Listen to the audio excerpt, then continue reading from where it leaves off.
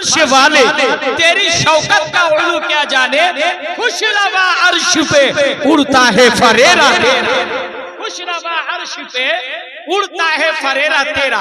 बरेली इश्क व मोहब्बत आला हजरत बोलছেন सरवर कहूं के मालिक को मौला कहूं तुझे, मांगे खलील के गुले ज़ेबा कहूं तुझे, मैं तो मालिक ही कहूंगा कि हो मालिक के हबीब, या महबूब व मुहिब में नहीं मेरा तेरा। और आला हजरत बोलছেন मुल्क सुखान की शाही तुमको रजा मुसल्लम, जिस सिमत आ गए हो सिक्के बेटा दिए हैं। এই পর্যন্ত নয়, বরেলি ইশক ও মোহাব্বত আলা হযরত বলছেন কি वो कमाल हुस्न हुजूर है कि गुमान नक्शे जहां नहीं, यही फूल खार से दूर है, यही शम्मा है के धुआं नहीं। आला हजरत এই পর্যন্ত নয়, आला हजरत বলছেন নবীর সম্পর্কে सबसे आला वो औला हमारा नबी, जोर से बोलिए सबसे आला वो औला हमारा नबी, सबसे बाला वो बाला हमारा सब चमक वाले उजलों में चमका किए, अंधे शीशों में चमका हमारा नबी। दर पे गैरों के दामन न फैलाइए, भीख लेने वो तैबा चले जाइए, मांगने से ज्यादा वहां पाइए। आला हजरत बोलছেন कौन देता है देने को मुंह चाहिए, देने वाला है सच्चा, देने वाला है सच्चा हमारा नबी, देने वाला है सच्चा हमारा नबी। सारे अच्छों में अच्छा समझिए जिसे है उस अच्छे से अच्छा हमारा नबी, सारे अच्छों में अच्छा सारे ऊंचों में ऊंचा समझिए जिसे है उसे ऊंचे से हमारा नबी। हमजदों को रजा मुजदा दीजिए के है बेकसों का सहारा हमारा नबी। ওই নবী যখন জিন্দা নবী, আসুন একটু মোহাব্বতে মেহফিল শুরু করার আগে বাবা আমরা সকলে একটু জোরে জোরে করে পুরুষেরা আর মায়েরা একটু পড়বো, কিন্তু মায়েরা আস্তে, পুরুষেরা নবীকে আল্লাহর নবীকে শুধু পুরুষেরা ভালোবাসেননি, আল্লাহর নবীজিকে মহিলারাও অসংখ্য ভালোবেসেছেন, প্রচন্ড ভালোবেসেছেন। নিজের স্বামী যুদ্ধের ময়দানে লহু লাল হয়ে শহীদ হয়ে পড়ে আছে। হযরত আবু বকরকে বলছেন ভাই আবু বকর আমার দয়াল নবীজি কেমন আছেন, আমার দয়ার রাসূল কেমন আছেন? হযরত আবু বকর সিদ্দিক বলেছিলেন ও মা, আপনার ওই যুদ্ধের ময়দানে, বদরের যুদ্ধের ময়দানে আপনার স্বামী শহীদ হয়ে গেছে, 18 বছরের যুবক আপনার ছেলে শহীদ হয়ে গেছে, তার সম্পর্কে একবারও জিজ্ঞেস করলে না? তুমি রাসূলের জন্য জিজ্ঞেস করলে আমার রাসূল কেমন আছে?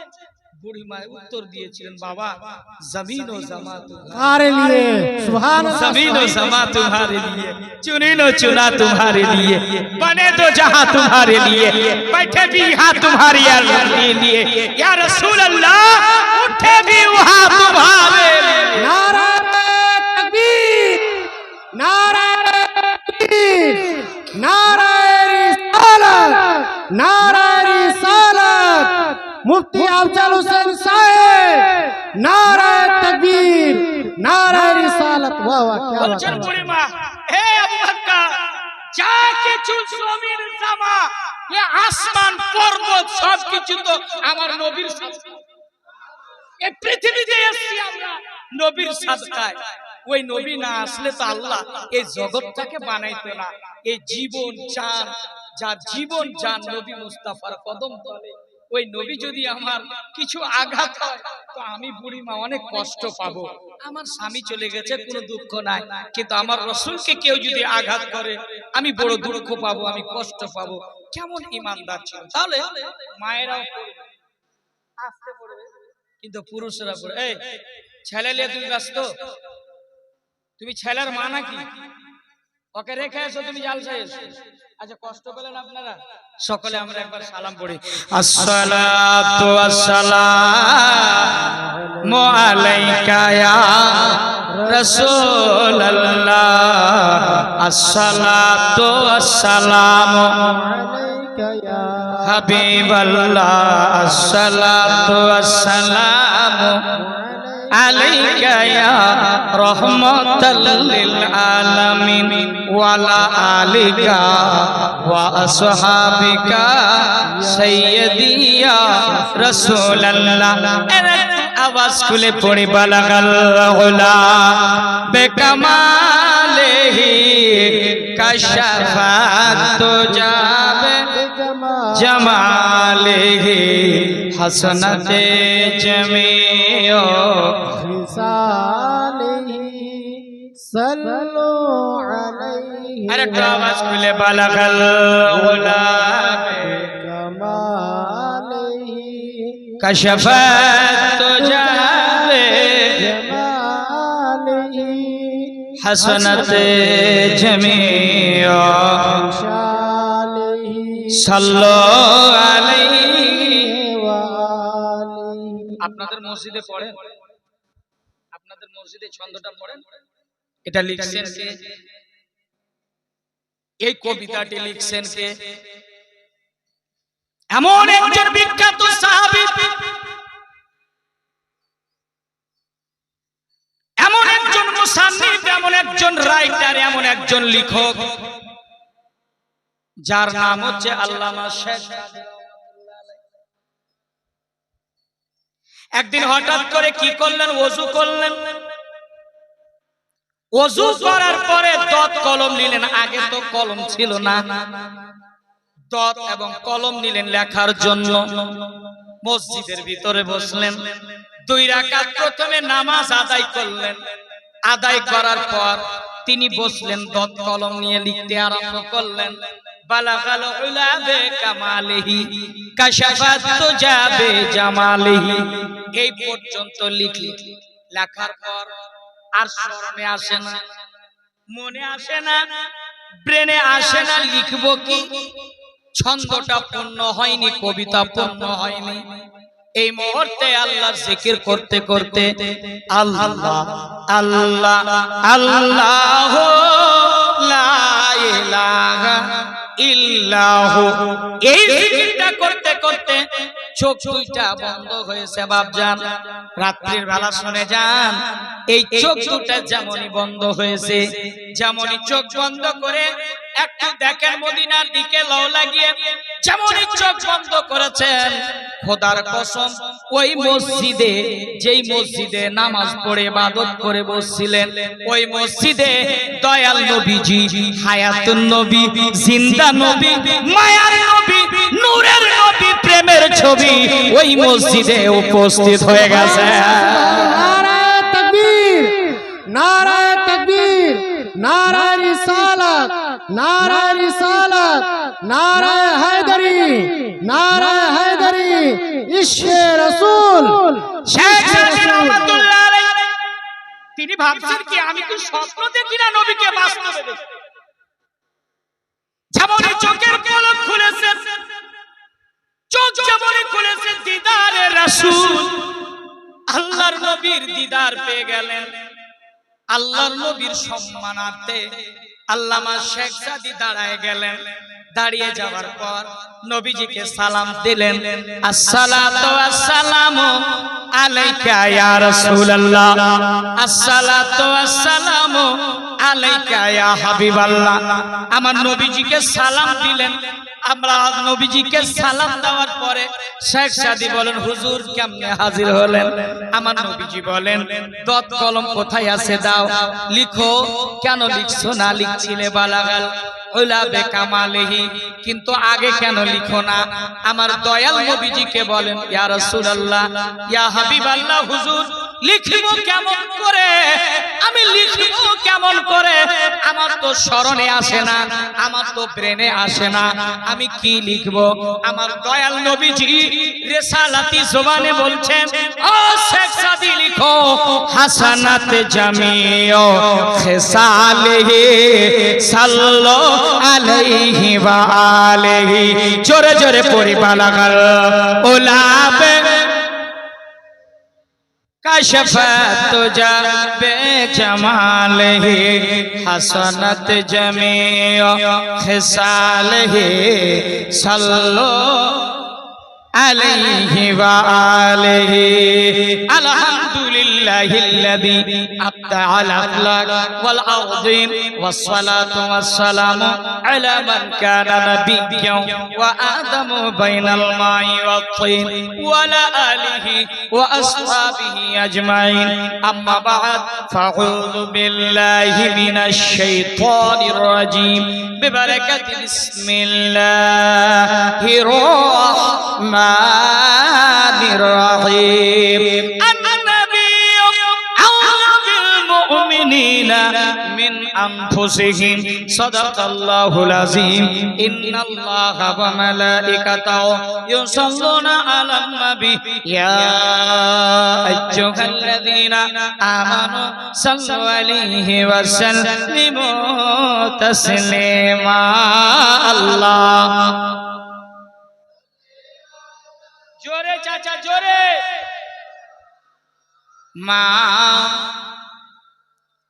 ওয়ালা আলে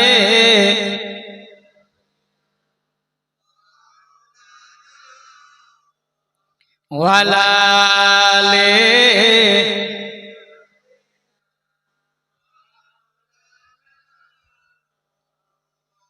আমরা নবীর প্রতি দুরূদ পড়লাম সূরা আল আহজাবের মধ্যে আয়াত স্পষ্ট ভাবে দেওয়া। এই দুরূদটা আমরা একসাথে পড়লাম, এই দুরূদটা আছে কোথায়? তিরমিজি শরীফ দ্বিতীয় খণ্ড মুকাদ্দামার মধ্যে এই দুরূদটা লেখা আছে। অনেকে দুরূদটা খোঁজে যে হানাফিরা হলে সুন্নাত ওয়াল জামাতের মানুষের এই দুরূদটা নাকি বানানো দুরূদ।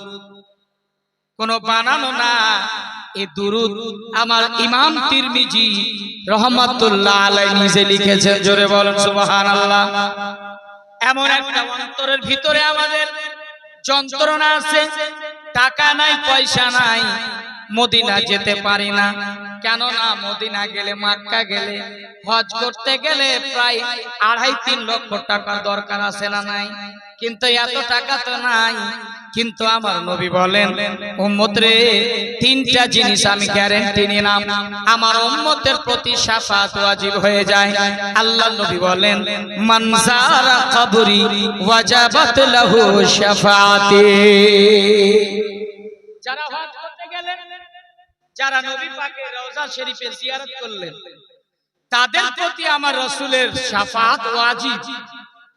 এবং যারা হজ করতে যাচ্ছিল, দুর্ঘটনায় সেই জাহাজ কোনো রকমে অ্যাক্সিডেন্ট হয়ে গেল, সে মক্কা মদিনা পৌঁছাতে পারল না, আমার নবীজি তার সম্পর্ক বলেন যে তার প্রতিও শাফাআত ওয়াজিব।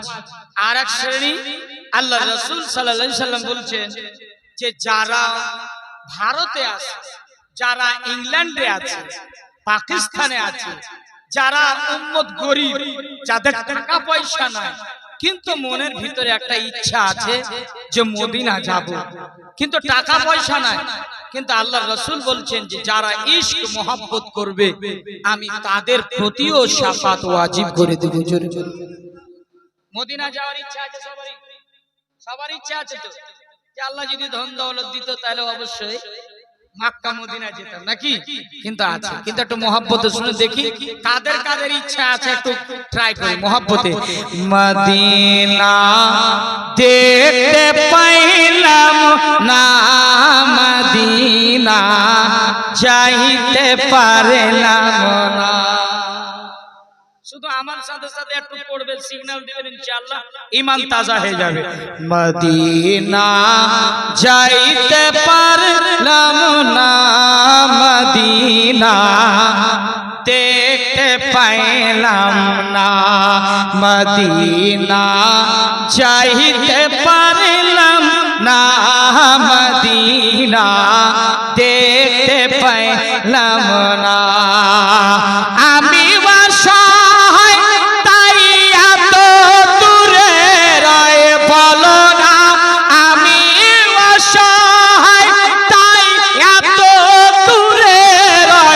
শুধু সালাম জানাই, মদিনা যাইতে পার না, মদিনা। পিছনে চাচারা পড়ছে না, আস্তে আস্তে পড়ছে সব একটু মহব্বতে। মদিনা যাইতে দিনা দেখতে পাইলাম না, আমি অসহায় তাই এত দূরে রাই, আমি অসহায় তাই এত দূরে রাই, শুধু সালাম জানাই মদিনা যাইতে না, মদিনা পাইলাম না, মদিনা পারলাম না, মদিনা মদিনার নাম কত সুন্দর,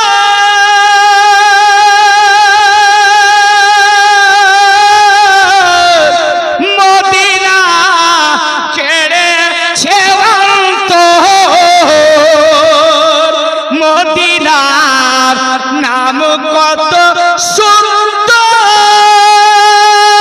মদিনা কেড়েছে অন্তর, আর ওই মদিনার ধুলো বালি, ওই মদিনার ধুলো বালি আমি মাখতে পাইলাম না, মদিনা।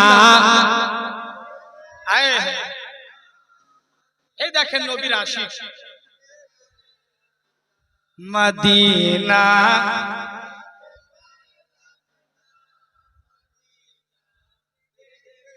তো অসুবিধা নাই আলহামদুলিল্লাহ। এখানে আপনারা 50 জন আছেন, আফজাল হোসেন ওটাই ওয়াজ করে, হাজার হাজার মানুষ শ্রোতা থাকে, তাহলে কি ওয়াজ আলাদা না? কিন্তু শুধু দেখতে চাই নবীর প্রেমী, নবীর আশিক। এই এত মাহফিলের মধ্যে যদি দুজনই নামাজ হয়ে যায় জালসা কামিয়াব, ঠিক কিনা? একটু মহব্বত একটু পড়ি আব্বা, তাহলে এটা কম তাদাদ না। হাসরের ময়দানে, যেই দিন হাসরের ময়দান হবে আল্লাহর কসম, ওখানে কোনো গাছপালা থাকবে না আব্বা, কোনো গাছপালা থাকবে না, কোনো ছায়া থাকবে না। প্রথম দিনটা হবে 50,000 বছরের দিন হবে। আপনার জিহ্বাটা যে দেখা যাচ্ছে 100 গ্রামের, ওই জিহ্বাটা মা বোন পুরুষের একটা নাভি পর্যন্ত নেবে আসবে, বেরিয়ে যাবে একদম নাভি পর্যন্ত। দেখবেন গ্রীষ্মকালে কুকুর দেখছেন না, কুকুর দেখছেন কেমন জলের জন্য পুরো জিহ্বাটা বের করে দেয় না, এ তো অল্প বের করে, আর আমাদের জিহ্বাটা এমন বের হবে পানির পিয়াসার জ্বালায় নাভি পর্যন্ত। Please give me 1 glass water, আমাকে কেউ পানি দাও, হেল্প মি, সাহায্য করো। কিন্তু কেউ কারি সাহায্য করবে না, একমাত্র যদি সাহায্য করে দয়ার রাসূলুল্লাহ। আপনার পিয়াসা পড়বে 50,000 বছরের দিন, আপনার শরীরে এই যে চামড়া আছে না, চামড়া গুলো শরীর থেকে কোলে কোলে পুঁজগুলো বের হবে, তার রং হবে সাদা, আর আপনি চাইবেন পানি, যে দাও আমাকে পানি দাও, ফেরেশতারা ওইগুলোই ধরবে গ্লাসে আর আপনাকে দিবে, লে পান কর, পান কর, পান কর। আপনি তো পিয়াসের জ্বালায় পান করবেন আব্বা, কিন্তু গলা থেকে নিচে নামবে না, না এদিকে আসবে না, ওইদিকে ছটছট ছটছট করবে, শুধু বলবে প্লিজ কেউ আছো আমাকে সাহায্য করো। একমাত্র দয়ার রাসূল মায়ার নবী সাজদায় পড়ে থাকবেন, আর আমার নবীজি আল্লাহর দরবারে বলবেন রব্বে হাবলি উম্মতি, রব্বে হাবলি উম্মতি, ইয়া আল্লাহ আমার গুনাহগার উম্মতের বখশিশ করে দাও, বখশিশ করে দাও। আল্লাহ বলবেন এ নবী মুহাম্মদ আপনি জান্নাতের ভিতরে যান। নবী বলবেন না আল্লাহ আমি জান্নাতে যেতে চাই না। আমার রব বলবে হাবিব আপনি যদি জান্নাতের ভিতরে না যান তাহলে জান্নাতের উদ্বোধনী হবে না, আপনি জান্নাতে যান। বল না মাবুদ, যতক্ষণ পর্যন্ত আমার এক একটা গুনাহগার উম্মত জান্নাতের ভিতরে না যাবে আমি নবী মুহাম্মদ জান্নাতে যাব না। জোরে বলুন সুবহানাল্লাহ। আজও মদিনায় আপনার আমার জন্য দয়াল নবীজি কাঁদছেন, চোখের পানি ফেলাইয়া ফেলাইয়া। ওর জন্য আল্লাহর রাসূল সাল্লাল্লাহু আলাইহি সাল্লাম কাঁদছেন এখনো, আল্লাহ কে জাহান্নাম ভি নসর হোগা, রো রো কে মুস্তাফা নে দরিয়া বহা দিয়ে হে। আমার রাসূল কেঁদে কেঁদে চোখ ফুলিয়ে দিবে, দরিয়া বহে যাবে, সমুদ্র বয়ে যাবে, শুধু মানলি এই গুনাহগার উম্মতের জন্য, এই গুনাহগার উম্মতের জন্য। বাবাজি ওই নবীকে দেখার আমাদের খুব আরমান আছে না? আছে। সকলে মদিনা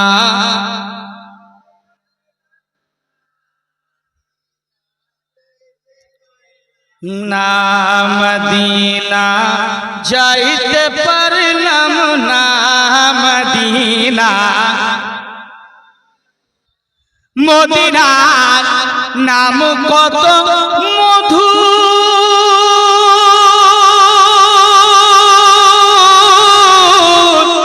মদিনা আর যে কত দূর মদিনার নাম মধু মধু মদিনা আর যে কত দূর আর থাকতো যদি পাখির মতো ডানা উড়ে যেতাম সোনার মদিনা মদিনা যাইতে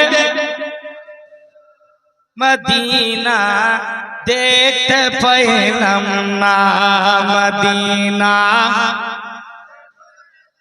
না মদিনা যাইতে পারলাম না মদিনা যাইতে পারলাম মদিনা দেখতে পাইলাম না আরো বেরোই উবার হাওয়া পশ্চিমে দিচ্ছে যে হাওয়া আমরা সকালবেলা মায়েরা যখন উঠবে দেখবে ভোরের বেলা যখন সবাই উঠে না উঠে তো 7-8টার দিকে নাকি মায়েরা আমাদের মুসলমান মায়েদের মধ্যে দেখবেন পুরুষের মধ্যে দেখবেন যে উঠবে ঘুম থেকে 7-8টার দিকে দেখবেন যে অটোমেটিক শয়তানে পেশ চাপ করে রাখে ওই মুখে যারা ভোরের বেলা নামাজ পড়ে না অটোমেটিক শয়তান পেচ্ছাপ করে রাখে মুখটা দেখবেন যে হয়তো অনেক মহিলার খাবরেশা হয়ে আছে মাথার চুলগুলো এরকম হয়ে আছে অনেক ডাকনির মতো আসে না ভুল বললাম অনেক মানুষ আছে যে দেখবেন যে চেহারাটা দেখলে মনে হয় কেমন লাগছে আর একটা নামাজির চেহারা দেখবেন অটোমেটিক ফজরে যারা নামাজ পড়ে আল্লাহ চেহারাতে নূর দান করে দেয় নূর দান করে দেয় চেহারাতে অটোমেটিক নূর দান করে দেয় তো মায়েরা 8টা-7টার দিকে উঠি উঠার পর আমি তো হিন্দু মায়েদেরকে যেখানে যাই হয়তো গোটা ওয়ার্ল্ড বেঙ্গলে মরিশাস আফ্রিকা বাংলাদেশ সব জায়গায় মেসেজ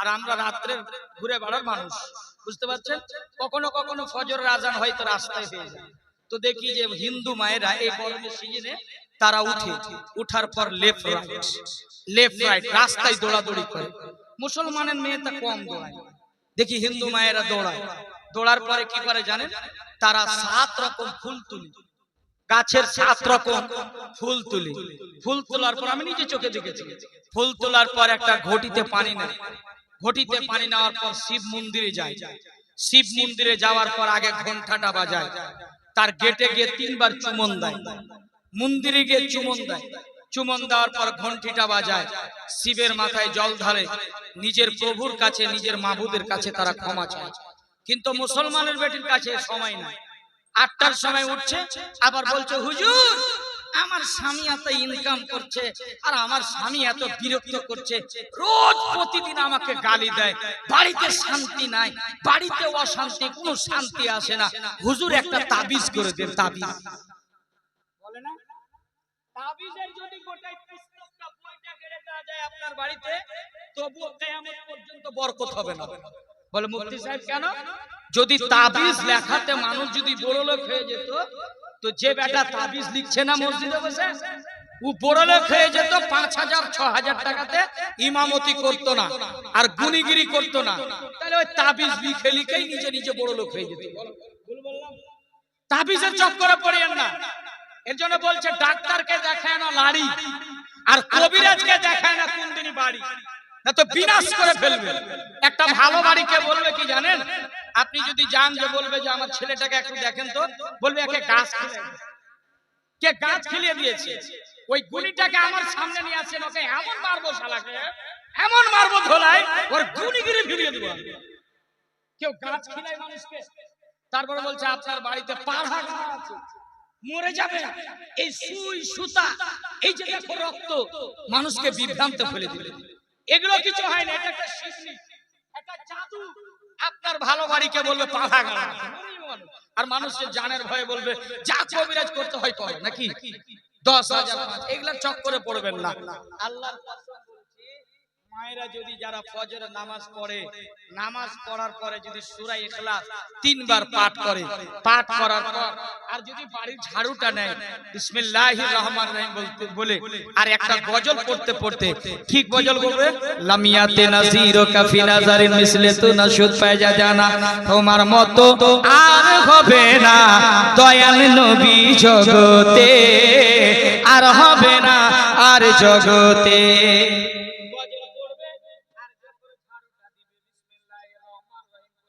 আল্লাহর কসম অটোমেটিক আপনার বাড়িতে আল্লাহ বেপানা ফেরেশতার দ্বারাই বরকতে ভরে দিবে।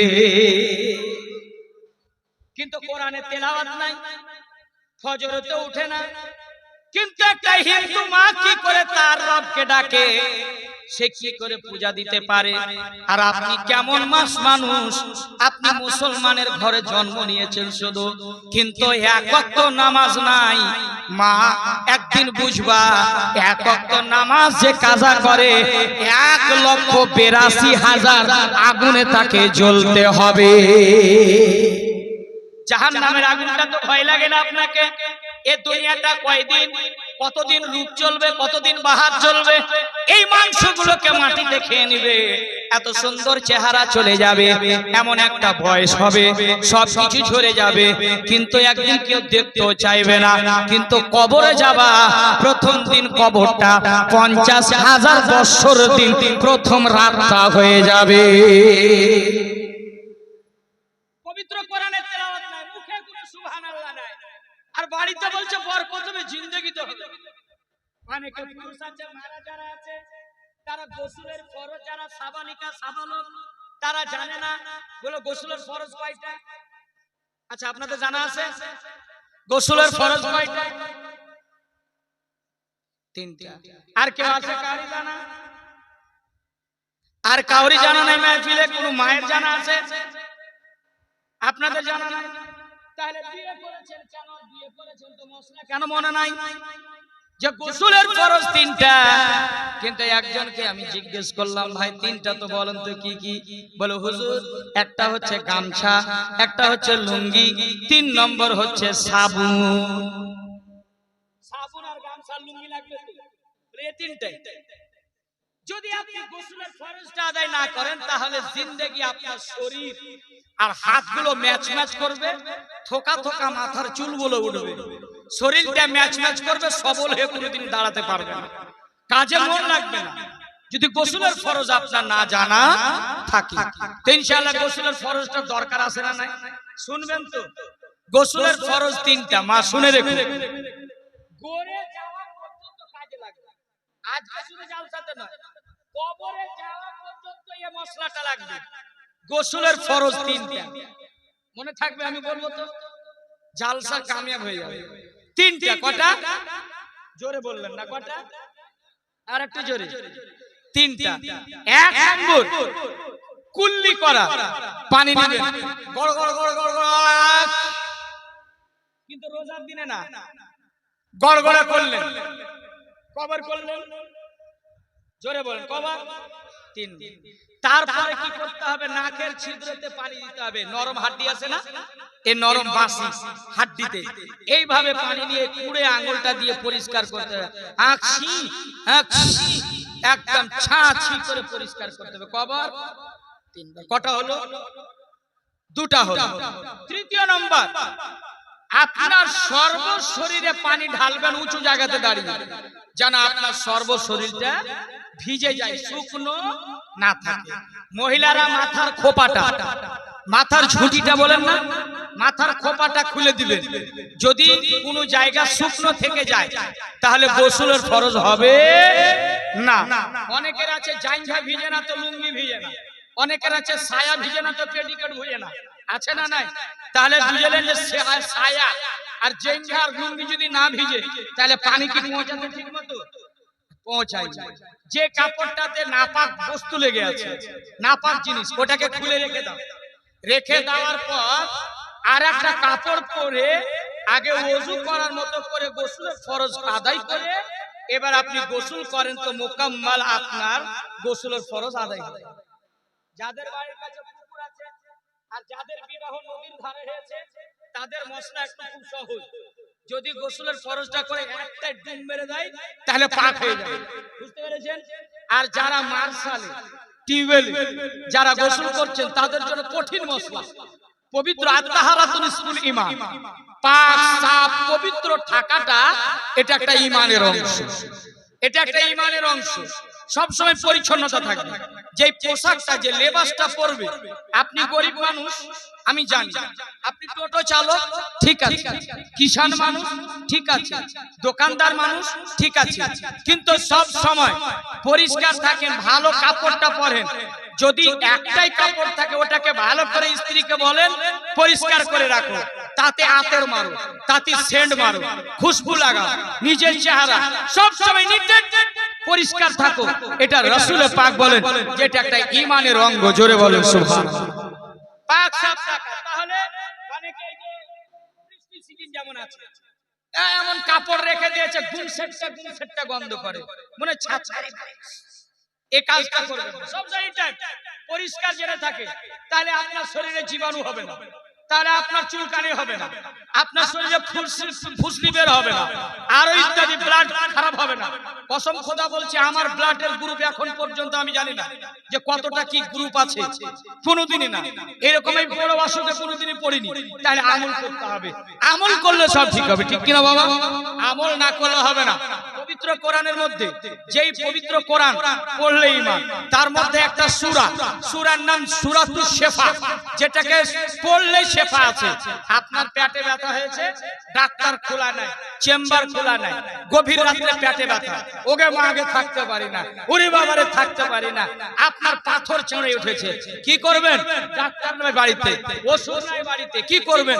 আল্লাহ পাক বলেন, আল্লাহ নবীজি বলেন, কসম খোদা যেই ব্যক্তি এই আমলটা করবে সূরা ফাতিহা ডেইলি, শুধু ওই দিন না, পানি পান করার পূর্বে সূরা ফাতিহা পড়ে আলহামদুলিল্লাহ শরীফকে মুকাম্মাল পড়ে ঘুম দিয়ে যে পানিটা পান করবে কোনোদিন পেটে ব্যথা হবে না। জোরে বলেন কোনোদিন পেটে ব্যথা হবে না। আমল করবা দেবে তো বিনা বিসমিল্লাহতে গট গট গট গট, মার্শালের জল হোক চাহে ফ্রিজের জল হোক, দাঁড়িয়ে তো দাঁড়িয়ে মনে হয় হজ করা পানি এসে দিয়ে গট গট গট গট।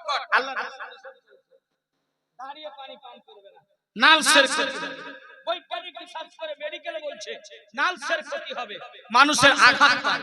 এমনিতে আমি জল পান করে দেখেছি গট গট করে, জি অবশ্যই নালের ক্ষতি আছে, অবশ্যই, কিন্তু আল্লাহ রাসূল বলছেন পানির পদ্ধতি, পানিটা নিবে, পানিটা দেখে নাও, ডান হাতে গ্লাস ধরো, বিসমিল্লাহ বলো, বিসমিল্লাহর পরে 3 শ্বাস বিসমিল্লাহ বলে একবার নিলেন, গ্লাসটা হটিয়ে দেন, আর একবার নিলেন, গ্লাসটা হটিয়ে দেন, আর একবার নিলেন, গ্লাসটা হটিয়ে দেন, চতুর্থবারে যতটা পান করার পান করেন। আল্লাহ রাসূল বলছেন এই পদ্ধতিতে যারা পান করবে কসম কথা শিকাম স্যার পিয়াস লাগবে না। জোরে বলেন পিয়াস লাগবে না। এর জন্য বারবার দাও তো এক গ্লাস পানি দাও তো, এক গ্লাস পানি দাও তো, বারবার মনে পিয়াস লাগবে নাকি? এরকম হয় না বাবা? পিয়াস লাগবে না।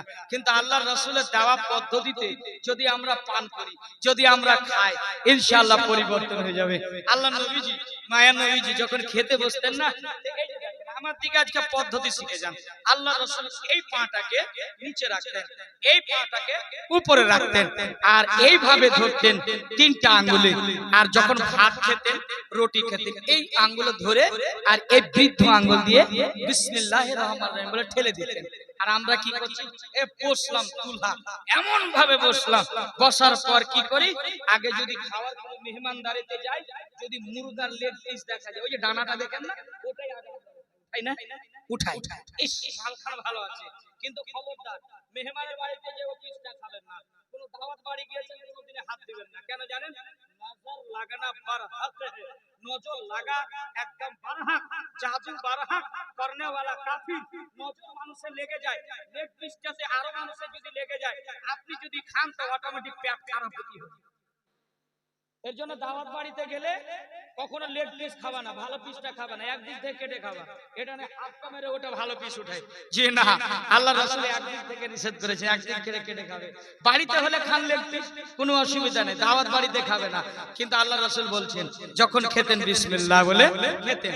আল্লাহ রাসূল সাল্লাল্লাহু আলাইহি ওয়াসাল্লাম যখন খেতেন তার পূর্বে এই যে দেখেন দেখেন তার পূর্বে লবণ রাখতেন, এই যে এইভাবে চেখে নিতেন। লবণ চাখাটা নবী পাকের সুন্নাত। আর যারা লবণ দিয়ে খাবার স্টার্ট করবে দেহের ৭২টা অসুখ ভালো হয়ে যাবে। কয়টা অসুখ?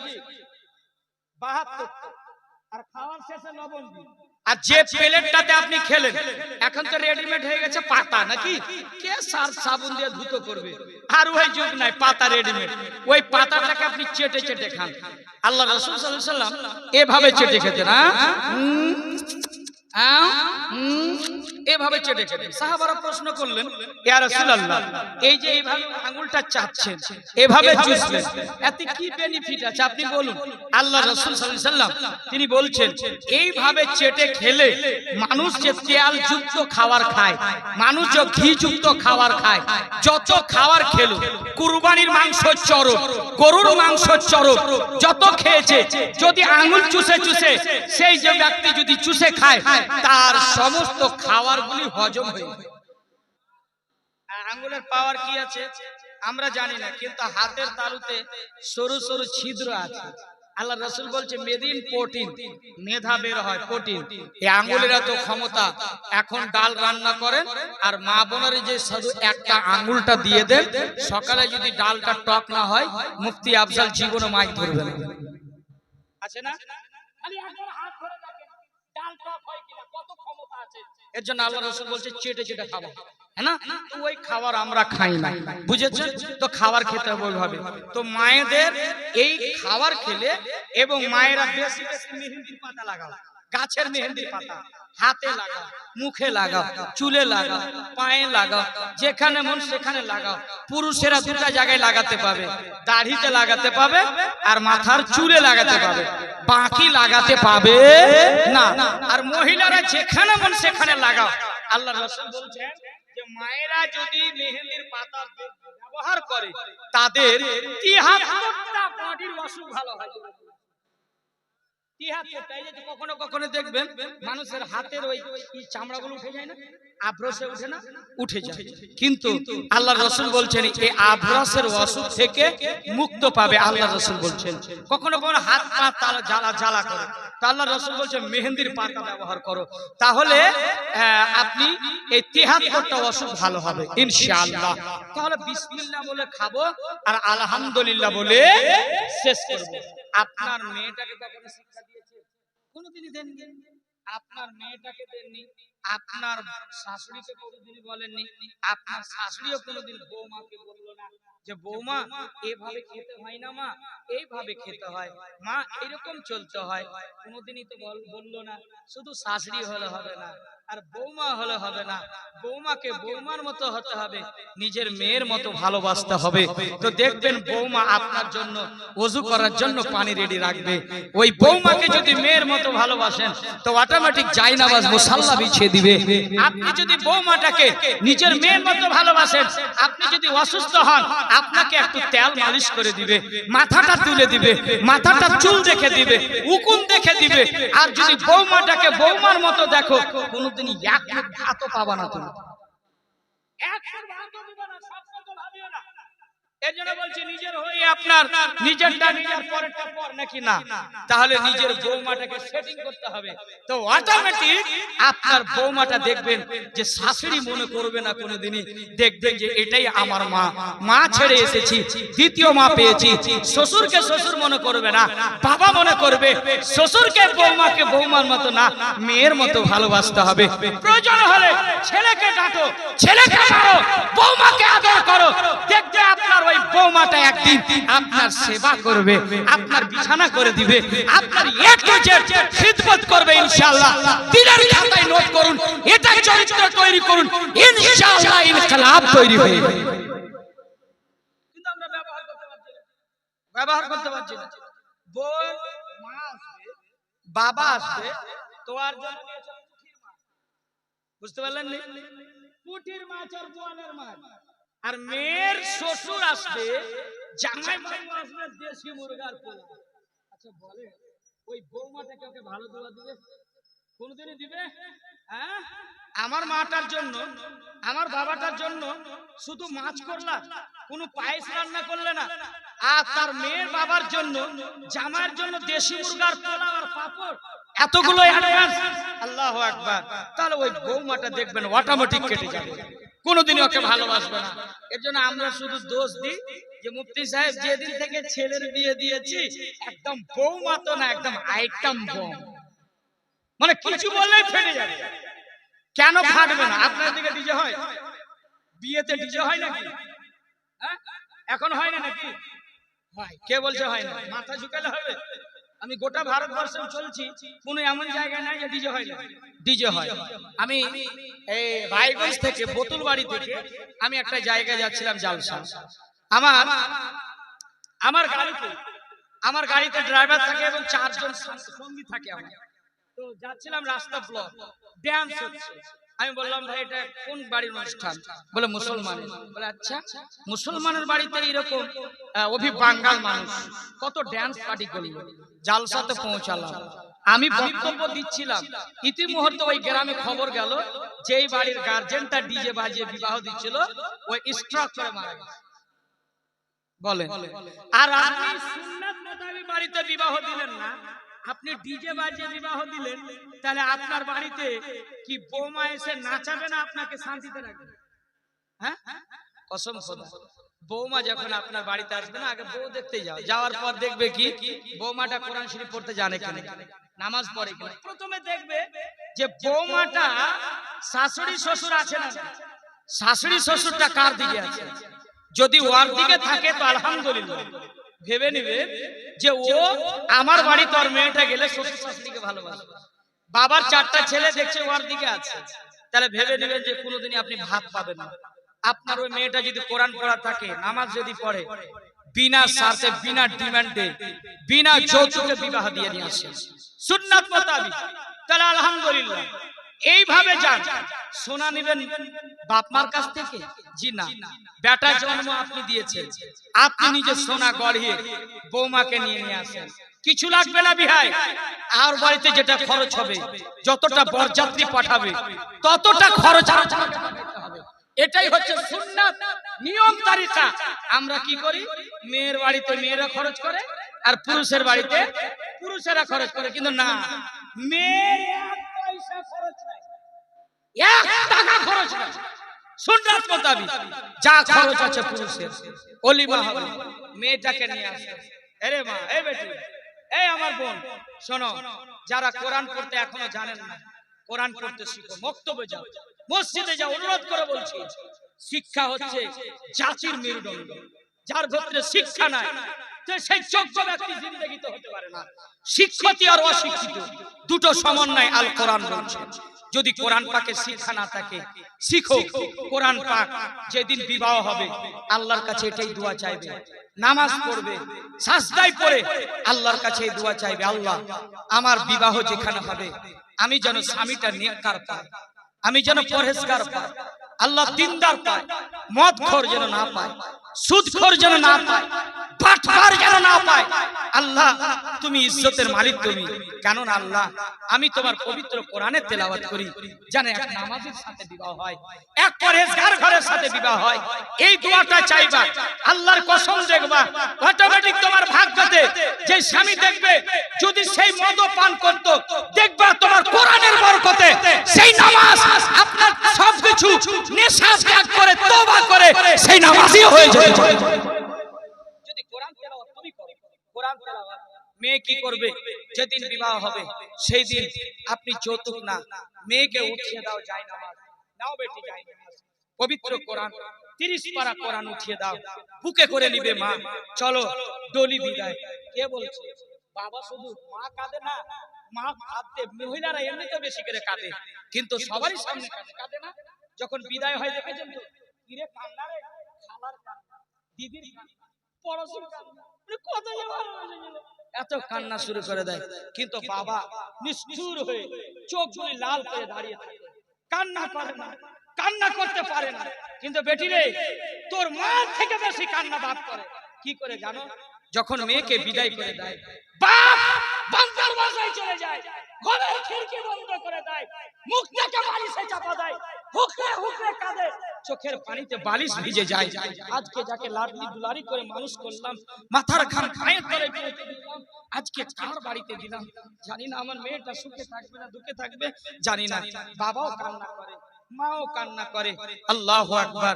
ওই মা যখন কোরআন উঠিয়ে দিবে, ওই বিবি, ওই মেয়েটা আপনার বাড়িতে যেদিন বিবাহ করে আসবে, আউযু বিল্লাহি মিনাশ শাইতানির রাজিম, বিসমিল্লাহ বলে যখন গলি থেকে নামবে, আপনার বাড়ির দরওয়াজায় গেটে পা দিবে, বিসমিল্লাহ যেমনই বলবে, আল্লাহ বরকতে ভরে দিবে। তারপরে যে বাসর রাতটা সাজিয়েছে, তোমার ঘরটা সাজিয়েছে, ওই ঘরে তারপরে জায়নামাজ বিছিয়ে দাও, কোরআন রেখে 2 রাকাত নামাজ পড়ো, স্বামী স্ত্রী নামাজ পড়বে, পবিত্র কোরআনের তেলাওয়াত দিয়ে তখন সোহাগ রাতে যাবে। আল্লাহর কসম ওই বাড়ির সমস্ত বালাকে আল্লাহ দূর করে দেবে। মা ফাতেমা সেটা করেনি? মা ফাতেমা করেছে। মা ফাতেমা 2টা ওসিয়ত যেদিন বিবাহ হয় রাতে, সেদিন তার আব্বাকে বলেছিল, ফাতেমা আব্বা আমি একটা কথা জিজ্ঞেস করব। মাতা ফাতেমা যখন বলতে লাগলেন, আমার দয়ার নবীজি, মায়ের নবীর চোখ দিয়ে পানি ঝরঝর করে বয়ে যায়। মা ফাতেমা দেখছেন দাড়ি ভিজে, চোখের পানি পড়বে, এমনিতে মা ফাতেমা যে পোশাকটা জান্নাত থেকে এসেছিল, ওই পোশাকে আল্লাহ নবীজি পানি ভরে দিলেন। আব্বা আপনি কাঁদছেন? তাজদারে মদিনা, রাহাতুল কলব সিনা, আপনি কাঁদিয়ে না আব্বা, আপনি কাঁদা মানে সারা জগৎ কাঁদা, আপনি কাঁদলে সারা কুল কায়নাত কাঁদবে না। আমি তো আপনার প্রশ্নই করেছি। কি প্রশ্ন বেটি বলো? আব্বা জানি না, আমার তো প্রথম বিবাহ হলো, আমার শ্বশুরের দেশটা কেমন হবে জানি না, প্রথম রাতটা কেমন কাটবে একটু খুলে বলুন। আল্লাহ নবীজি চোখের জল ছেড়ে দিয়ে বলেছিলেন, বেটি ফাতেমা আজ যদি তোমার মা খাদিজাতুল কুবরা যদি আজ বেঁচে থাকতো, তাহলে গোপনের কথাগুলি সব খুলে বলতো তোমাকে। আমি বাবা হয়ে কতটা খুলে বলবো। এর জন্য সুখ দুঃখে মা, যার মা নাই বড় দুঃখ পায়, বড় কষ্ট পায়।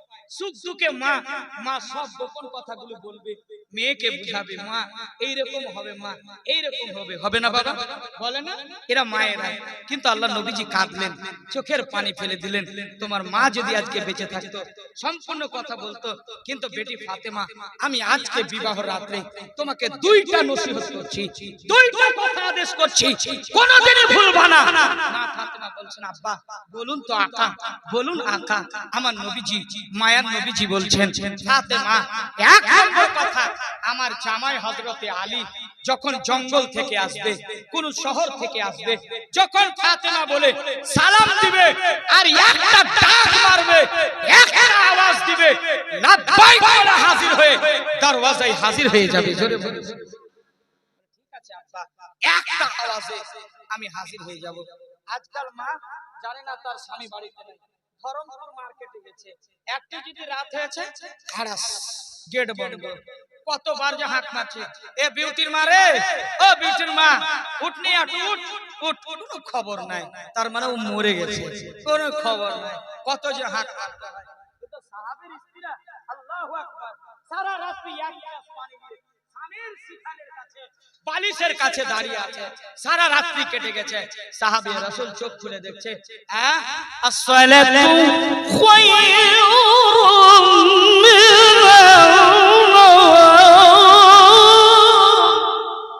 আযান দিয়ে জাগলো, কে দাঁড়িয়ে আছে? স্ত্রী তুমি কি ঘুমাওনি? বলছে স্বামী গো না আমি ঘুমাইনি, যখন আপনি পানি চেয়েছিলেন 1 গ্লাস তখনই আমি উপস্থিত হয়েছিলাম, কিন্তু আপনি চোখটাকে বন্ধ করে নিয়েছিলেন, বিশ্রাম নিচ্ছিলেন, আমার বেয়াদবি হয়ে যেত, এর জন্য আপনাকে জাগাইনি, আপনি আরামে আছেন। সারা রাত কেটে গেল, আমি আপনার মহব্বতে আপনার স্ত্রী আমি জলের পানি নিয়ে দাঁড়িয়ে আছি, গ্লাস নিয়ে দাঁড়িয়ে আছি, ঘুমাইনি। স্বামী খুশি হয়ে কি বলছে জানেন? কি বললেন? ও আমার স্ত্রী শোনো, আজকের বিনিময়ে সালাম যা চাই আমি তোমাকে ওটাই দান করব। বলো কি চাইবে আজকের রাতের বিনিময়ে? বলছে স্বামী আমি যদি চাই তাহলে আপনার পায়ে থেকে জমিন সরে যাবে, আপনি করতে পারবেন না। বারবার করে বলে বলো তো দেখি, বলো তো দেখি, বলো তো দেখি। স্বামী আপনার কাছ থেকে আমি তালাক চাই। কি চাই? তালাক চাই। জমিন সরে গেল। এই 15 বছর বিয়ে করে হয়ে গেল, তোমাকে কোনোদিনই আমি কষ্ট দিয়েছি? কোনোদিনই দুঃখ দিয়েছি? বলে না, কোনোদিনই দুঃখ দেননি, কিন্তু আমার সন্দেহ হচ্ছিল 15 বছরের মধ্যে আপনি কোনোদিন অসুস্থ হননি, কোনোদিন অসুখে ভুগতে দেখিনি, কোনোদিন আপনি বিছানায় পড়েননি। যারা অসুস্থ হয় না, জ্বর জ্বালা সর্দি হয় না, মনে করবেন সবথেকে বড় পাপী ওটাই দুনিয়াতে। যার জ্বর জ্বালা হয় না, কোনো অসুখ হয় না, মনে ভাববেন বড় পাপী ওটাই বেঁচে আছে। সর্দি লাগা, জ্বর হওয়া, কাশি হওয়া, এটা আল্লাহর নিয়ামত। আপনার শরীরের গুনাহ ঝরে, জোরে বলে শরীরের গুনাহ ঝরে। এবার বলছে স্বামী ঠিক আছে চলো, কোথায় এটা ফয়সালা হবে? দয়াল নবীর কাছে যেতে হবে। যেমনই ঘোড়ার পিঠে চড়তে যাবে, যেমনই লাগামে পা লাগিয়েছে, আছাড় খেয়ে জমিনে পড়ে গেল স্বামী সাহাবী রাসূল, তেমনই ওকে পড়ে গেল। একটু কষ্ট হলো। স্ত্রী বলছে স্বামী গো কষ্ট পেয়েছেন? আচ্ছা কেউ যদি পড়ে আর স্ত্রী যদি বলে যে আপনি কষ্ট পেলেন, ওকে মোগর দিয়ে মারবে কি মারবে না বলেন? হ্যাঁ, আমি তো এমনি পড়ে গেলাম আর তুই আরো মজাক করছিস, এরকম করবে কিনা? কিন্তু সাহাবী রাসূল বলছেন ও স্ত্রী আমি কষ্ট পেয়েছি বলে আর যেতে হবে না, আর যেতে হবে না রাসূলের দরবারে, আর যেতে হবে না, সমাধান হয়ে গেছে, আর তালাক চাই না। কেন আপনি কষ্ট পেয়েছেন? আপনার রব আপনার ঈমানকে পোক্তা করে দিয়েছে, জোরে বলুন সুবহানাল্লাহ। এজন্য ওয়াসি হতে হবে, জ্বর জ্বালা হতে হবে। তো সাহাবী রাসূলের মহব্বতে স্ত্রী সারা রাত পানি নিয়ে দাঁড়িয়েছে। তো এবার আল্লাহ রাসূল বলছে একটা আওয়াজ মারবে স্বামী। জি, হাদিসে বর্ণনা আছে যদি রুটি তৈরি করে মারাতো, ওই যেটাতে রুটি তৈরি করে ওটার নাম কি আব্বা? বেলনা। আর যেটা সেকে তাওয়া। আমাদের বাঙালি ভাষায় একদম খোট্টা ভাষা না, বাঙালি ভাষায় খোলা বলে। কি বলে? খোলা, তাওয়া। ওই খোলা যদি রুটি পুড়ে যায় আর যদি স্বামী আওয়াজ দেয় রুটি পুড়তে দাও, আগে স্বামীর কথার হুকুম পালন করো, জোরে বলো। আছে না? তো অনেকে মা আছে সে কাজ করে, আগে থামো, ওকে যে বারবার করে ঘরে ডাকছে এসো তো, শোনো তো একটু কথা, কোনো কাজ নাই তবুও ডাকছে, আসছি দাঁড়াও, তুমি কি দেখতে পাও না কাজ করছি, এটা করছি, হ্যাঁ না করছি, হ্যাঁ না ওটা। সংসার সুখী হয় রমণীর গুণে। একটা নারীর জন্য সংসার গড়ে ওঠে, আর একটা নারীর জন্য 3টা কারণে সংসার ভেঙে তছনছ হয়ে যায়। দিলের খাতায় নোট রাখো মা। 1 নম্বর, যেই নারী বেশি জিদ্দি, এটা লিবই তো ছাড়বে। ওর ঘুম আসে, ঘুম থেকে ভাঙছে ওই সোনার মালা, ওটাই নিব না হলে খাবোই না। এই নারীর যার ভিতরে থাকবে দেখবেন যে সংসার কোনোদিন টেকবে না। 2 নম্বর, যে স্বামীর সাথে কথা বলতে বলতে তর্ক জড়িয়ে যাবে। হ্যাঁ তোমার বাপের কি আছে, হ্যাঁ তোমার বাপের কি, তর্কতে জড়িয়ে গেল, মনে ভেবে নেই ওই সংসার জিন্দেগিতে টিকবে না। আর যেই নারী বাবা মার বাড়ির পরামর্শতে শ্বশুর বাড়িতে গিয়ে ফুটানি করবে, রাজত্ব করবে যে আমার মার বাড়িতে এরকম হয়তো এখানেও করব, যদি এটা খেয়াল রাখো শ্বশুর বাড়িতে যত করবে চালাকগিরি তত তাড়াতাড়ি পড়বে তালাক। বুঝতে পেরেছেন? সংসার টিকবে না। সংসার সুখী হয় রমণীর গুণে, সংসার সুখী হয় রমণীর গুণে। একটা নারী সংসার গড়ে তুলতে পারে ল্যাপা থেকে নিয়ে সালাম, কালাম, মহব্বত, ভালোবাসা, প্রেম, প্রীতি, অপ্রীতি একটা নারীর ভিতরে থাকে। একটা নারী যদি স্বামীকে বহলে থাকে, মহব্বত করে, অন্য নারীর দিকে জিন্দেগিতে তাকাবে না, অন্য নারীর দিকে কোনদিনই তাকাবে না। আর যখনই কোন ছেলেকে দেখবে অন্য মেয়ের দিকে তাকায়, নিজের স্ত্রী থাকতেও অন্যর দিকে লাইন মারে, ভেবে নিবেন ওর স্ত্রীর মধ্যে দুর্বলতা আছে, আর স্ত্রীর ভিতরে দুর্বলতা আছে, না হলে অন্যর দিকে কোনোদিনই নজর দিবে না। তাহলে ভেবে নিবে ওর ভিতরে দুর্বলতা। তুমি কেমন নারী, তুমি কেমন স্ত্রী, তোমার স্বামীটাকে ফলে রাখতে পারো না, তুমি কেন লাগাম ছেড়ে দিয়েছো? তাকে মহব্বত করো, ভালোবাসা রাখো। স্ত্রী 3টা জায়গায় চুমন দিবা। কোন কোন জায়গায়? 1 নম্বরে হলো খুব্বা, গরম নরম বস্তু, এই গালে একটা স্ত্রী চুমন দিবা, আস্তে করে, বড় দাঁতে জিসিবিতে চাবিয়ে দিও না, হ্যাঁ না, আস্তে করে দিবা, মহব্বতে দিবা। 2 নম্বর, এখানে মাথার কপাল আছে না, এখানে একটা হালকা করে চুমন দিবা। 3 নম্বর, এই যে ডান হাত আছে না, রগ আছে এখানে 19টা রগ আছে। কটা রগ? 19টা নাস রাগ আছে মহব্বতে স্ত্রীর আস্তে করে চুমন দিবে, তাহলে 19টা রাগে মহব্বত, ভালোবাসা, প্রেম যখন জিনিস আছে ওর মধ্যে আছে স্ত্রী দিবা। কিন্তু শোনো, স্ত্রীরা স্বামীর একটা জায়গায় চুমন দিবে, কোন জায়গায় জানেন? সামনে ধরিয়ে ধরবে, তারপরে এই জায়গাটায় কপালে একটা চুমন দিবে, আর সালাম দিয়ে বাড়ি থেকে বের করবে, আসসালামু আলাইকুম, আল্লাহ আমার স্বামীর হেফাজত করিও, আল্লাহ তুমি আমার স্বামীর হেফাজত করিও।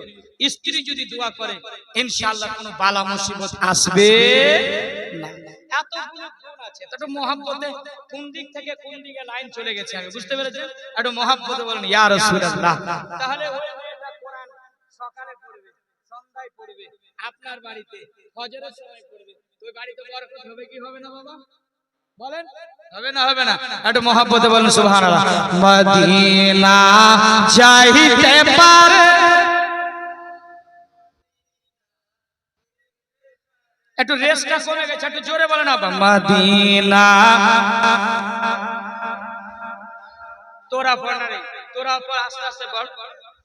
লামনা আমি ওয়াসাই তাই আত তুঝে রয়, আমি হায় তাই আত দূরে রয়, শুধু সালাম জানাই মদিনা যাইতে পারলাম না, দেখতে পারলাম না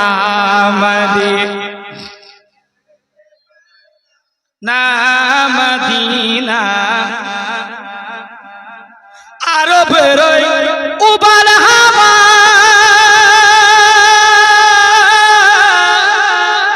পশ্চিমে দিচ্ছে যে ধাওয়া,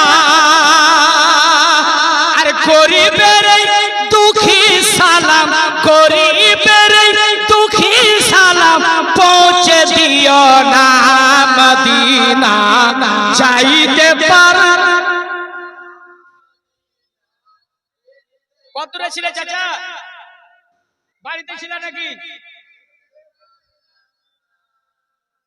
বলে কেমন বিন বাজলো, আর ঘুমিয়ে থাকতে পারলাম না, চল চেষ্টা শুনে আসে।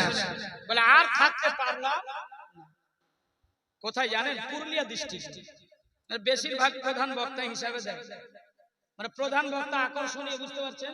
ওই বক্তাকে যদি আগে উঠিয়ে দাও পাবলিক শুনে পালিয়ে যাবে, মানে বেশিরভাগ ওই প্রধান বক্তা একটার পর।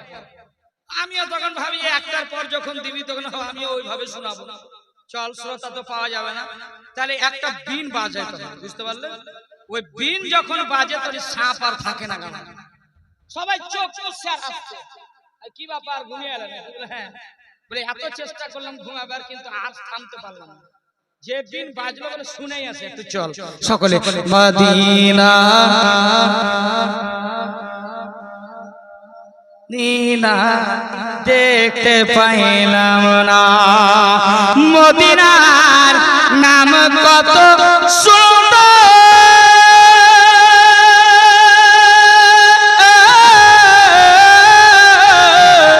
মদিনা কেড়েছে অন্তর, আর ওই মদিনার ধুলো বালি আমি ওই মদিনার ধুলো বালি মাখতে পাইলাম না, মদিনা যাইতে দেখতে পাইলাম না, মদিনা যাইতে পার দেখতে পাইলাম না। ওয়াজের দিকে একটু বাড়ি, ওয়াজের দিকে যাব। আমি আয়াতে কারিমা তেলাওয়াত করেছি, আমার আল্লাহ বলেন আন-নাবিয়্যু, সূরা আল আহজাব আয়াত নাম্বার 5 লাইন নাম্বার 1.5। আমার আল্লাহ নিজে বক্তা, আমার আল্লাহ বলেন বান্দারে, এ বান্দা শুনে রেখো, আমি আল্লাহ তোমাদের মাঝে আমি একজন এমন পয়গম্বর পাঠিয়েছি, আমি একজন নবীকে পাঠিয়েছি, আমি একজন রাসূলকে পাঠিয়েছি। সে কত দূরে আছে, সে কত দূরে আছে। আমার আল্লাহ বলেন, বান্দা বান্দিরে, তোরা যেখানে যা না, তোর নবীকে তোর অন্তরের ভিতরে তোর জীবনের চাইতেও আমি আল্লাহ নিকটে করেছি। বাবা, ওই নবীর আমরা নবী আশিক। আমার নবীজি মায়ের নবী তিনটা জায়গায় দাঁড়িয়ে যাবে। এক নম্বর কোনটা জায়গা? আমার নবীজি মসজিদে নববীর ভিতরে ওয়াজ করতেছেন, খুতবা দিচ্ছেন, সাহাবাদের চোখে টস টস করে পানি পড়ে যায়। কি এমন আলোচনা করছিলেন আল্লাহর রাসূল, কি এমন ভাষণ দিচ্ছিলেন, সাহাবাদের চোখে পানি। কোনো কথা নয়, আমার আল্লাহ কিয়ামত সম্পর্কে নবীর জবান দ্বারাই বলাচ্ছিলেন, আর সাহাবারা শুনছিলেন। আমার নবীজি বলেন, হযরত আব্দুর রহমান বিন সে সাহাবী বলেন, ইয়া রাসূলুল্লাহ, ইয়া হাবিবাল্লাহ গো, ওগো দয়ার নবী, মনে হয় জান্নাতে যেতে আমি পারবো না।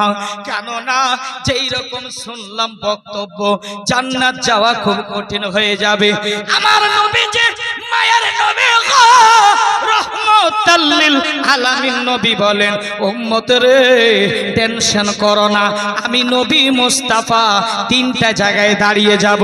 আকাকে বলেন, ইয়া রাসূলুল্লাহ, তিনটা জায়গা। এক নম্বর জায়গা, আমার নবীজি বলেন, শোনো, ওয়া মিনকুম ইল্লা ওয়ারিদুহা, প্রতিটা মানুষকে, মেয়ে ছেলেকে, পুরুষকে, পৃথিবীর যত মানুষ আছে সবাইকে একদিন পুল সিরাত পার হতে হবে।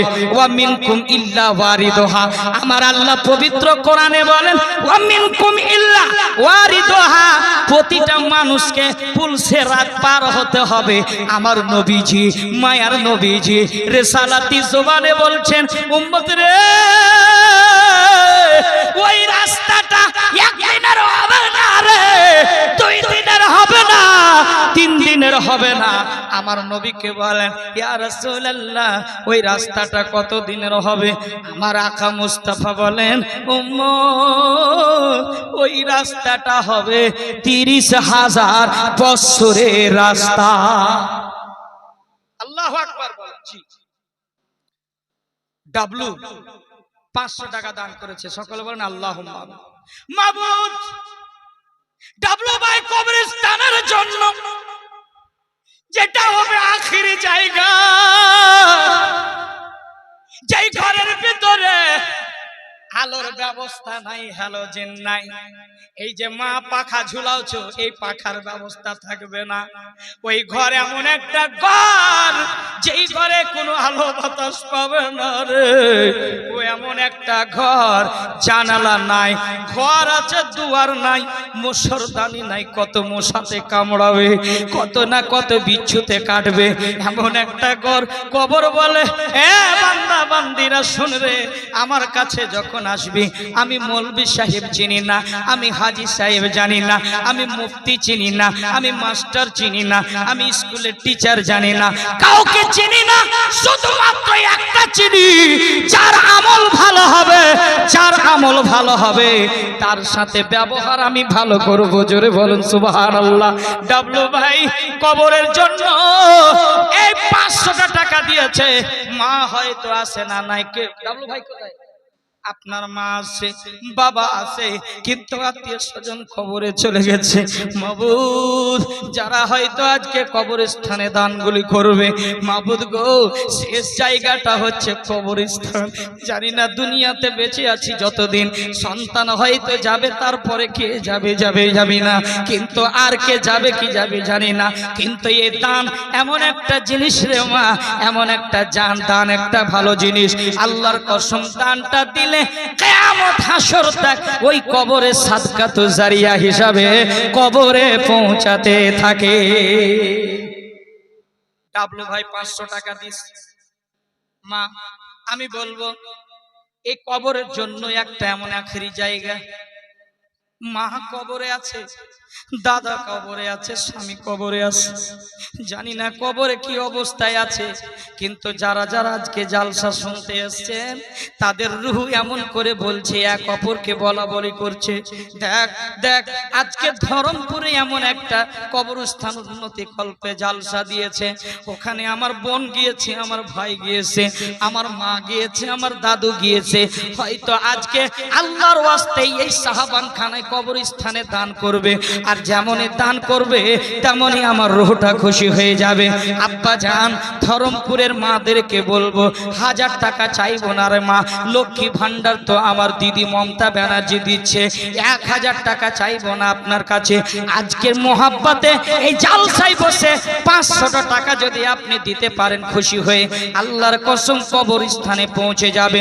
মারে, মত এমনও হতে পারে জোহরে এমন তো খাওয়া দাওয়া করলে আসরে দেখবে হয়তো জানাজার খবর, ফজরের নামাজ পড়লেন, ফজরে আপনি নামাজ পড়লেন ভালো ভালো, কিন্তু দেখবেন এমনও হতে পারে জোহরে আপনার জানাজার খবর। মা, আমরা পৃথিবীর জমিনে বাঁচতে আসিনি রে মা, এই টাকা পয়সা দুনিয়াতে থেকে যাবে। যদি পারো আজকে 500 টাকা করে আপনাদের কাছে দাবি করলাম, যদি পারেন একটু দিবেন মা। আপনারা ভাই, আপনাদেরকে বলবো দাদা, আপনাদের কাছে 2000 চাইবো না, 3000 চাইবো না, 22 জন মানুষের কাছে, এখানে 22 জন হবে কি হবে না জানি না, কিন্তু আল্লাহ যদি চাই সব কিছু করতে পারে। আপনাদের কাছে মাত্র 1100 টাকা করে বাবা, আমি 10 জন 11 জনের কাছে চাইবো, একটা বান্দা 2টা বান্দা ভাই হবে, কোন 1100 টাকা গৌসে আজমের নামে কবরস্থানে একটা দান দিবে। আছে কেউ? কোন ভাই আছে? কি নাম? জাকির হোসেন। মা আছে বেঁচে? মা মারা গেছে, মা কবরের ভিতরে আছে। মাবুদ, ওই মাকে তুমি জান্নাতবাসী করো। জাকির ভাইয়ের এই গভীর রাত্রে 12:30 পৌনে 1টার দিকে দানটা দিয়েছে আল্লাহ, 1100 টাকা গৌসে আজমের নামে দিয়েছে। মাবুদ, আজকে আল্লাহ দানটাকে কবুল করে নিও আল্লাহ, সেই দানটাকে কবুল করে নিয়ে তার মায়ের মাগফিরাত করে দিও। সকলে বলেন না আল্লাহুম্মা আমিন। কেউ আছে আর জোড়া হবে না? আছে কেউ? 1100 টাকা। কি নাম আব্বা? সিরাজুল। নাম সিরাজুল। আব্বা আপনার 1100 টাকা দিয়েছে সিরাজুল আব্বাজি, আল্লাহ তুমি দানকে কবুল করে নিও। আমি তো চাইতাম সিরাজুল আব্বা বেশি করে দেবে, কিন্তু কথা আগে বলেছি 1100 টাকা চেয়েছি, 1200 টাকা চাইনি। আল্লাহ এই সিরাজুল বাবার দানটাকে তুমি আজকে কবুল করে নিও আল্লাহ। যেই নিয়তে দান করেছে আল্লাহ তার মনের আশাকে পূর্ণ করে দাও। সকলে বলেন না আল্লাহুম্মা আমিন। আসে কি একটু চট করে দানটা করে দিবেন, তারপরে ওয়াজ আমি করে যাব ইনশাআল্লাহ।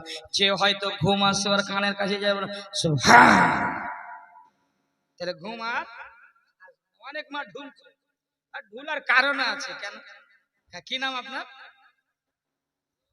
জিয়াউল হক। নারে তাকবীর, নারে রিসালাত, নারে রিসালাত, নারে রিসালাত। জিয়াউল হক সাহেব 1100 টাকার দাতা, 1100 টাকার দাতা। আল্লাহ তুমি দানকে কবুল করে। মা একটু তাড়াতাড়ি আসবে, একটু মহব্বতে বলেন ইয়া রাসূলুল্লাহ। সুবহ কা মুস্কুরানা, সুবহ কা মুস্কুরানা, আর গুলশন কা জগমগানা, সুবহ কা মুস্কুরানা, गुलशन का जगमगाना, याद आ रहा है मुझको तशरीफ का लाना, याद आ रहा है मुझको तशरीफ का लाना, कि महके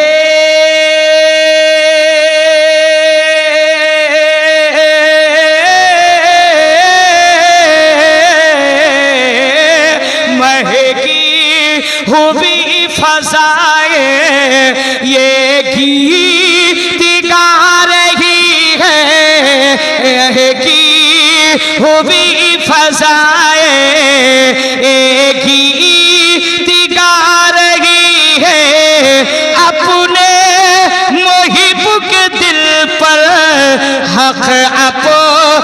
सुना रही है मुना मुबारक हो मुना मुबारक मौसम तुम्हें सुहाना याद आ रहा है मुझको सरकार का जमाना। जोर से बोलिए ना। याद आ रहा है मुझको सरकार का जमाना। हज़रत वो वैसी करनी इश्क़ नबी में पढ़ते ओ शाक़ मुस्तफ़ा में हज़रत बिलाल बोले क्या बोले सीने में बस गई है सीने में बस गई है तस्वीर चाँद जाना। नारे तकबीर नारे रिसालत नारे रिसालत सरजमीने धर्मपुर सरजमीने धर्मपुर जिंदाबाद। अल्लाह सलामत रखे। मोहब्बत से बोलिए सुभान अल्लाह। याद आ रहा है मुझको सरकार का जमाना। असरे नमाज छूटी आंसू निकल पड़े हैं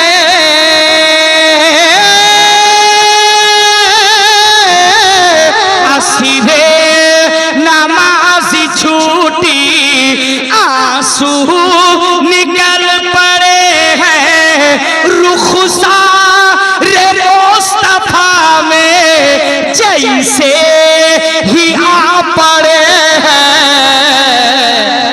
हज़रत अली के सदक़े हज़रत अली के सदक़े सूरज को लौट आना याद आ मुझको सरकार का जमाना।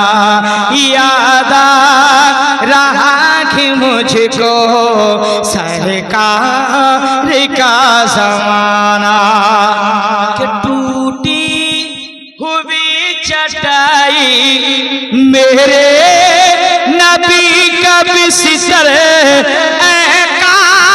ये नात माली अल्लाह का पैगंबर। सुभान अल्लाह আমার নবীর কি দুতলা বিল্ডিং ছিল না একটা মাত্র ঘর वो भी खेजूर पातेर छावनी घर। जोरे बोलो सुभान। टूटी हुई चटाई मेरे नबी का बिस्तर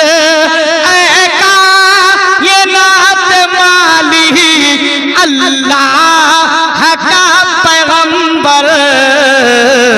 देखा न सादगी का देखा न सादगी का ऐसा कोई घराना याद आ रहा है मुझको तशरीफ निकलाना। याद आ रहा है मुझको तशरीफ निकलाना। याद आ रहा है मुझको तशरीफ निकलाना। जोर से कहिए सुभान अल्लाह। মিনাতুল 500 টাকা বাকি আর বাবা আমি জানি হুজুর চিন্তা করবেন না এখানকার মারা দিলদার আছে এখানকার আমার আব্বাদের চেহারায় দেখা যায় দিলদার আপনাদের কাছে বেশি চেয়েছে আব্বা কি দুতলা বিল্ডিং হয়ে যাবে চারতলা বিল্ডিং হয়ে যাবে মারে আজকে যদি দানটা করে যেতে পারো রে কলেজার টুকরা দান এমন একটা জিনিস যেমন দেখবেন রুই পোকা দুই পোকা যখন দেখবেন কাঠে লাগে কুরে কুরে খায় না, কাঠটাকে নষ্ট করে। ওই রকম দানকারী যখন কেউ দান করে, নারীরা পুরুষেরা তার গুনাহগুলি এইভাবে ঝরে ঝরে কুরে কুরে তার জমিনের বুকে পড়ে। আচ্ছা না আব্বা, 1100 টাকা। কি নাম আপনার? হ্যাঁ বলেন। আব্দুল আমিন না? হায় রে আল্লাহ, হায় রে তকদীর, জোরে লাগান না আব্বা। কি কে লাগায় লাগান, বোবা না হয়ে যায়, জোরে লাগান। বোবা কেউ হতে চায় না। যুবক তো যুবক, আমার বয়স্ক চাচারাও জোরে লাগিয়েছে না, বোবা হোক নাকি একটু জোরে না।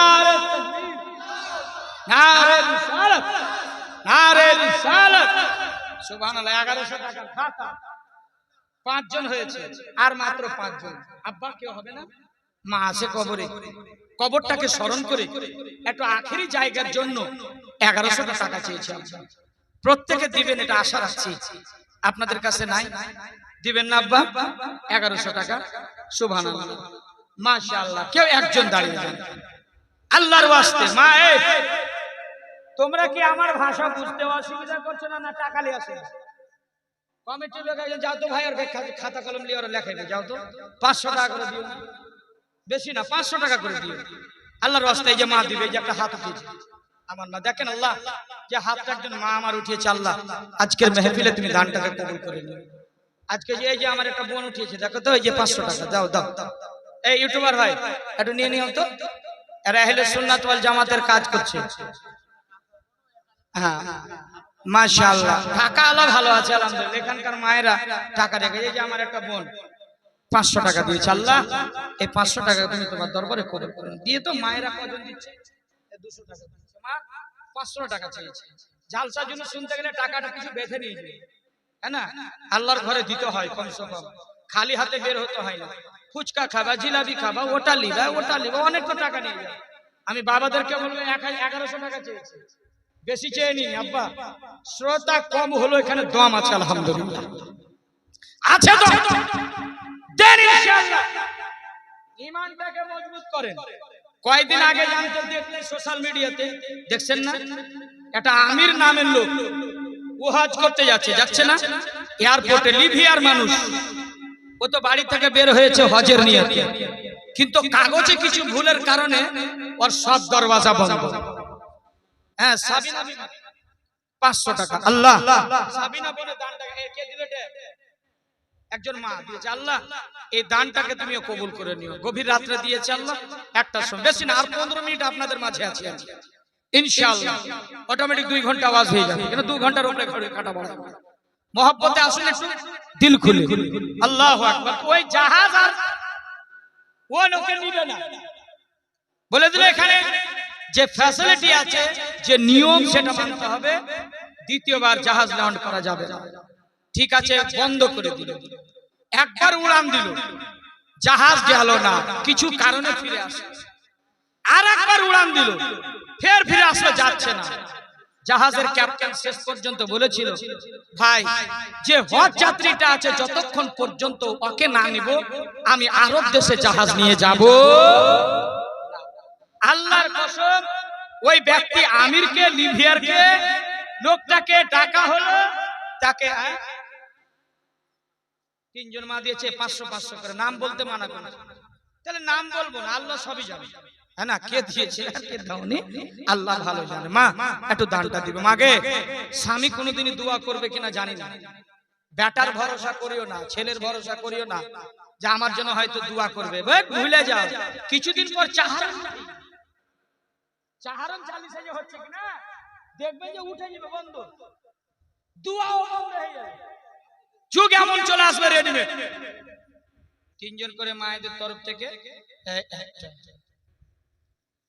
2টা 3টা 500 টাকা দিয়ে। আল্লাহ মায়ের দানকে তুমি কবুল করো।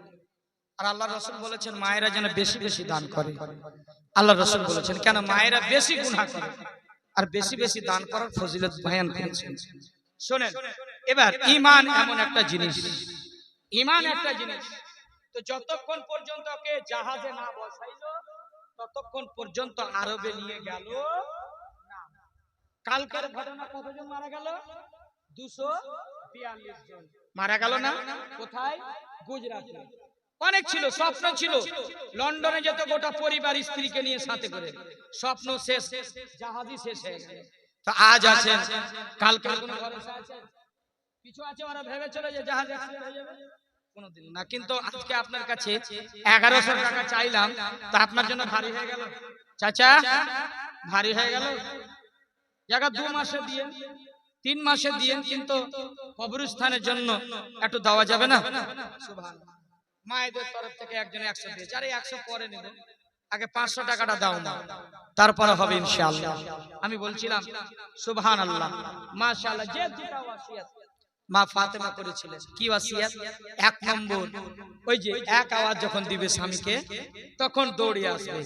2 নম্বর, যতক্ষণ পর্যন্ত স্বামী বাড়িতে ফিরে না আসবে ততক্ষণ পর্যন্ত ঘুমাবে না। ঠিক তাই হযরতে আলী মেহফিল থেকে বাইরে গেছে, বলছে তোমরা খাওয়া দাওয়া করে ঘুমিয়ে যাবে। ফাতেমা বলেছিলেন, স্বামী গো, একটা হচ্ছে ওয়ার্ডার আর একটা হচ্ছে নসিহত। আমি দেখেছি আমার আব্বার হুজুরের ওয়ার্ডার আর আমার মার নসিহত দেখেছি যে যতক্ষণ পর্যন্ত আল্লাহ রাসূল বাড়ি ফিরে না আসতেন ততক্ষণ পর্যন্ত খাদিজাতুল কুবরা ঘুমাইতেন না। জোরে বলেন সুবহানাল্লাহ। কি করতেন না বাবা? ঘুমাইতেন না। আচ্ছা, আপনার দিমাগ আলহামদুলিল্লাহ। আচ্ছা, আপনাদের কাছে 1100 টাকা ভারী হয়ে গেছে নাকি আব্বা? 500 টাকা করে হবে? আচ্ছা, 500 টাকা ফোন পে হবে? ফোন পে যুগ আছে? 500 টাকা মা বাপের নামে। আল্লাহ যে থেকে দিবে না, বাড়িতে আছে তবু হ্যাঁ করে না। আল্লাহ তুমি গফুরুর রহিম, তুমি সবই জানো। আল্লাহ যদি নারাজ হয়ে যায় আপনাকে ফকিরও বানিয়ে দিতে পারে, আর আল্লাহ যদি খুশি হয় দানটাতে আপনাকে বড় লোক করে দিতে পারে। আজকে নিয়ে আসেননি মেহফিলে, কোনো যায় আসে না, কিন্তু 500 টাকা দেওয়া যাবে? একটু হাত উঠাবেন বাবা, দেওয়া যাবে কাউ? কি নাম ভাই আপনার? হ্যাঁ, নারে তাকবীর, নারে রিসালাত, নারে রিসালাত, নারে রিসালাত, নারে রিসালাত। আরে ছকা পাটি মানে 12টা বেজে গেছে, এদেরও 12টা বেজে গেছে। আর অটোমেটিক 11টার আগে আগে ওয়াজ শোনা হয়, বুঝেছেন তো? 12টার পর তখন সুবহানাল্লাহ আসে না? তা আপনাদেরকে বলছি অটোমেটিক আল্লাহ রাসূলের কথা। এবং আলা হযরত ইমাম আহমদ রাজা বলছেন কি, আই রাজা হর কাম কা এক ওয়াক্ত है, দিল কো হি আরাম হো হি জায়েগা। এই যে আমার বোনটা একটা ধান নিয়ে আসবে, লিয়া লিগে দিস। সুবহানাল্লাহ। 500 টাকা ওয়াহিদুর ভাই, 500 টাকা। নারে তাকবীর, নারে রিসালাত, নারে রিসালাত। ওয়াহিদুর ভাই, আর একটা কেউ জোড়া হবে না, গাড়ি চালায় না, গাড়ি ছুড়িয়ে না, তাড়াতাড়ি একটু বলেন কে দিবে? আর কবরস্থান জানে ভাই নাম কি না ভাই? সাহেল, দাদা দাদি। আরে পোতা কত ভালোবাসে দাদা দাদিকে, অটোমেটিক আছে, অনেক পোতা আছে দাদা দিদিকে অনেক ভালোবাসে। সাহিল ভাই 500 টাকা তার দাদা দিদির নামে দান করেছে, আল্লাহ তুমি কবুল করে নিও। সকলে বলেন আল্লাহুম্মা আমিন। আপনারা দিবেন না আব্বা? প্রত্যেকে দেওয়ার চেষ্টা করেন। 1100 টাকা 500 নিয়ে চলে এসেছি, কত রেট কমিয়েছি। আর 500 টাকা যদি না দেন, জানি না কখন কার কি হবে, আল্লাহ ভালো জানে। একটা ভিজিট ডাক্তারের কাছে একটু হাত ধরলেই 500। উকিলের সাথে কথা বলে, আমি উকিল মালদা কোর্টে গেছি, তার মানে উকিল বাবু একটা কথা বলবো, কথা বলতে গেলে 1000 টাকা লেখো, কথা বললে 1000 টাকা। বুঝলেন তো? আপনি বলছিলাম যে আপনাদের বলছি যে বেশি না, আপনাদের কাছে কথা বলতে হবে না, শুধু 500 টাকা রুহে মাগফিরাতের জন্য, দাদা দাদি নানা নানি কবরে গিয়েছে তার জন্য একটু হাত উঠিয়ে দেন ইনশাআল্লাহ। আচ্ছা, কেউ হবে না? চিন্তা ভাবনা করেন, হবে না 500 টাকা? সুবহানাল্লাহ। এই যে দেখেন একটা, দেখেন এই যে চাচা, কি নাম চাচার গো? খুশি হয়ে দিলেন তো না নারাজ হয়ে? না তো নিয়ে যান এখান থেকে, খেল দিয়ে দেন আমাকে, কোনো ব্যাপার না। নারে তাকবীর, আব্দুল রশিদ, সুবহানাল্লাহ, আমার চাচা, বয়স্ক চাচা আব্দুর রশিদ সাহেব 500 টাকা দিয়েছে। সকলে বলেন আল্লাহুম্মা আমিন। সকলে বলেন আল্লাহুম্মা আমিন। আল্লাহ আমার ওই আব্দুর রশিদ চাচার দানটাকে তুমি কবুল করো। আর কেউ হবে না? চট করে বলেন। এমন একটা হাদিস শোনাবো রূহ কেঁপে যাবে ইনশাআল্লাহ। ইমানদার আফসানা বিবি, আচ্ছা ওই ছেলে পেলে হয়েছে? আচ্ছা, আমার একটা বোন আফসানা বিবি 500 টাকা। আল্লাহ ওই সাহাবান খানা যেখানে কেউ বছরে যাবে একবার, কেউ 6 মাস পরে একবার যাবে, হয়তো এই কবরে গিয়ে বলে আসসালামু আলাইকুম ইয়া আহলাল কবর, আর দেখা হবে না। কিন্তু ওই বোনটা আমার 500 টাকা দিয়েছে। আল্লাহ তুমি দানকে কবুল করে নিও, আল্লাহুম্মা আমিন। আর কোন মা হবে না? যদি থাকে একটু বলবেন, দোয়া করে দেব মা। হ্যাঁ, আমার আব্দুর রশিদ চাচা দিয়েছে 500। আর কোন চাচা হবে না? হক সাহেব যে হক সব শিখে আছে, সব নিচে পড়ে বলে হুজুর আমি তো চিনি। জি, থানার পুলিশ যায় না, চোরকে ভালো করে চিনি। কোনটা মালের কাছে পাওয়া যাবে আর কোনটার কাছে পাওয়া যাবে না, দূর উলাট মারলে পেয়ে যাবে। তা আমরা চিনি মানুষ, খুব মাথা নিকি আছে। বলা যায় না কোন সময় আল্লাহ মুসিবত দেবে, এখনই অ্যাম্বুলেন্স ভাড়া করতে হবে।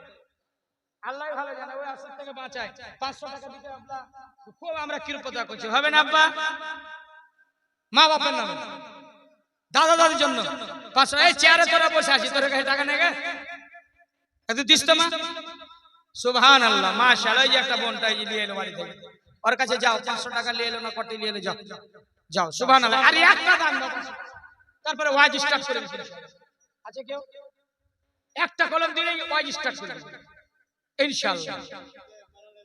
এবার মরল, এটা মোড়ল কটি দিছে ওকে মাগে। আরে খুব কিন্তু চিন্তা ভাবনা করে বলে এই হুজুর তো ছাড়বে না, সামনে বসে আছি আর মার্ক করে আছে আমার উপরে। 500 টাকা মোড়ল, কি নাম? শাহিমউদ্দিন ভাই 500 টাকা দিয়েছে। আল্লাহু আকবার। এই 500 টাকা আল্লাহ তুমি কবুল করে নিও। সকলে বলেন আল্লাহুম্মা আমিন। আর একটু জোরে বলেন আল্লাহুম্মা আমিন। সুবহানাল্লাহ। ওয়াজ চালু করে দেব ইনশাআল্লাহ। লাও টাকা লাও, একটু মহব্বতে বলেন ইয়া রাসূলুল্লাহ। আপনারা যারা নামাজ পড়ি না, হয়তো ভাবছি যে আমরা বড় চালাক নাকি, কিন্তু যারা নামাজ পড়েন না, আপনি চিন্তা ভাবনা করবেন ঘরের ভিতরে একাই গভীর রাত্রে যে আমি নামাজ পড়ি না কেন। নামাজ আপনাকে আল্লাহ কেন পড়ায় না, তার মানে ভেবে নেবেন আল্লাহ আপনার প্রতি খুশি নাই। খুশি নাই আপনার। যে সাজদা করতে যাও না মসজিদ, ভেবে নেবেন যে আল্লাহ আপনার প্রতি রাজি নাই। যার প্রতি রাজি আছে দেখবেন অটোমেটিক আল্লাহর মসজিদে গিয়ে সাজদা করে নামাজ পড়ে। আর যারা নামাজ পড়ে না, তারা মনে ভেবে নেবেন যে আল্লাহ আমার প্রতি খুশি নাই, আল্লাহ আমার চাই না যে সাজদাটা করুক। কত বড় গুনাহগার হয়ে গেছি আমরা। গুনাহ তো সাতের মতন হয়ে গেছে, গুনাহ পাহাড়ের মতন হয়ে গেছে, গুনাহ পানির সমতুল্য থানার মতো ঝাঁকের মতো হয়ে গেছে। তবু প্যারা হাবিবের উম্মত 99টা মানুষকে কতল করার পরে 100টাকে কতল করেও জান্নাতি ঘোষণা হয়েছে। জোরে বলেন 99টা কতল করে দিয়েছে। নিম হাকিম খাতরায়ে জান, নিম মোল্লা খাতরায়ে ঈমান। হাতুড়া ডাক্তারের কাছে এমবিবিএস এর পরামর্শ নিতে যেও না, না তো জান চলে যাবে। আর নিম হাকিম, নিম মোল্লা, ছোট মোটো মৌলবীর কাছে ফতোয়া জানতে যেও না, না তো ঈমান হারা হয়ে যাবে। আপনাকে বলে রাখলাম। এর জন্য বলছি যে শোনো, এদিকে নামাজ পড়েন না, আপনি কি মনে ভাবছেন আপনার রবকে আপনি রাজি করবেন কি করে? আপনার রব কি করে রাজি হবে? 99টা কতল করেছে বলে এতটি কতল করার পর জবাই করার পর জান্নাত চাইছো? কোনদিনই জান্নাত পাবো না। আচ্ছা, পাবো না তো আর একটা বাকি আছে, ওটা কেন ছাড়ি? ওটা 100টা করে দিলে ফের রাস্তায় ঘুরছে, চিন্তা ভাবনা করছে, এক আল্লাহর ওলিকে পেয়ে গেল। বলছেন ভাই এইরকম ঘটনা আমি 99টা করেছিলাম, কতল করে 100টা জুটিয়ে দিয়েছি, আমি কি জান্নাত পাবো? আমি কি তওবার দরওয়াজা খোলা আছে পাবো? তওবা করলে কি আল্লাহ মাফ করবে? আল্লাহর ওলি বলছেন, হ্যাঁ অবশ্যই। তুমি 100টা কতল করেছো তো, তওবা করতে চাও, তওবা করে নাও। আল্লাহ তওবার দরওয়াজা খুলে রেখেছে। আল্লাহ তোমার জিন্দেগীর গুনাহ খাতা মাফ করে দিবে। জোরে জোরে জিন্দেগীর গুনাহ খাতা মাফ করে দিবে। আপনি বলছেন আমি গুনাহগার, বদকার, সিয়াকার, আপনি কেমন নামাজ পড়েন? মুসা কালিমুল্লাহ আলাইহিস সালামের যুগে বৃষ্টি হয় না, পানিপাত হয় না, মানুষ অশান্তি হয়ে গেল। হাই পানি, পানির নাম অপর জীবন হচ্ছে পানি। পানি না হলে মানুষ বাঁচতে পারে না। পানি পানি। মুসা কালিমুল্লাহকে বলেন, হুজুর একটু দয়া করে, মেহেরবানি করে একটু আল্লাহর দরবারে দোয়া চান, যেন বৃষ্টির বর্ষণ হয়, মানুষ যেন শান্তি পায়। এই তাপ সহ্য হয় না। এখনো মানুষ আছে বৃষ্টি চাইছে কিনা? চাইছে না বৃষ্টি হোক, কিন্তু বৃষ্টি হয় না। মুসা কালিমুল্লাহর দরবারে বলছেন একটু দোয়া চান আল্লাহর দরবারে, আল্লাহ আপনার দোয়া কবুল করবেন আর বৃষ্টিপাত হবে, মানুষের জীবন বেঁচে যাবে। মাটি পুড়ে পুড়ে তামার মতো হয়ে গেল, মাটি ফেটে গেল, একটু দোয়া করেন। মুসা কালিমুল্লাহ আলাইহিস সালাম নিজের কওমকে বলতে লাগলেন, এ কওমেরা শোনো, জুমার পরে চলো মাঠে যাই, মাঠে গিয়ে যেন আল্লাহর দরবারে দোয়া চাইব। কত মানুষ সংখ্যা ছিল, কতজন ব্যক্তি ছিল? বর্ণনা এসেছে 70,000 মানুষের জামাতকে নিয়ে মুসা কালিমুল্লাহ ময়দানের ভিতরে প্রবেশ করেছিলেন। 70,000 মানুষ জামাতকে নিয়ে চললেন, আল্লাহর দরবারে দোয়া চাইলেন। ওগো রব্বুল আলামিন, দয়া করে মেহেরবানি করে আল্লাহ তুমি বৃষ্টি বর্ষণ করো, মানুষ বাঁচতে পারে না, ছটফট ছটফট করে। রব্বুল আলামিন তুমি বৃষ্টি বর্ষণ করো, আল্লাহ তুমি বৃষ্টি বর্ষণ করো। মুসা কালিমুল্লাহ হাত উঠিয়েছেন, আমার রব বলেন, মুসা কালিমুল্লাহ, ও মুসা কালিমুল্লাহ, আমি তোমার রব বলতেছি শোনো, এই দোয়া কবুল হবে না, এই দোয়া কবুল করা যাবে না। মুসা কালিমুল্লাহ বলেন, রব্বুল আলামিন, ও আমার প্রতিপালক, ও আমার রব, কেন দোয়া কবুল হবে না? কিসের জন্য হবে না? নবীদের দোয়া কখনো রাদ হয় না, আল্লাহ তোমার দরবারে কবুল হয়ে যায়, তাহলে কেন দোয়া কবুল হবে না? রব্বুল আলামিন আল্লাহ পাক মুসা কালিমুল্লাহকে বলেন, মুসা কালিমুল্লাহ, এই 70,000 মানুষের ভিতরে যে আছে একজন গুনাহগার, একজন নাফরমান বান্দা, 40 বছর ধরে ইবাদত করে না, আমার নাম নাই না, সাজদা করে না, মানুষকে ধোঁকা দেয়, বেইনসাফি কথা বলে, ওই লোকটা যতক্ষণ পর্যন্ত মেহফিল ভিতর থেকে বের না হবে, এই মেহফিল থেকে বের না হবে, ততক্ষণ পর্যন্ত আমি আল্লাহ এই দোয়া কবুল করতে পারি না। আল্লাহু আকবার বলেন। এখন মনে করেন যে জালসা শুরু হলো, একটু জোরে বলেন, আর একটু জোরে। মুসা কালিমুল্লাহ বলেন, রব্বুল আলামিন এই মেহফিলের মধ্যে 70,000 মানুষ আছে, এই 70,000 মানুষের ভিতর থেকে ওই লোকটাকে কেমন করে চিহ্নিত করে বের করব, যে 40 বছর ধরে নাফরমানি করে, যে তোমার ইবাদত করে না, মানুষকে ঠগে, বেঈমান কথা বলে, আমি কেমন করে লোকটারে চিনব? এত হাজার মানুষ।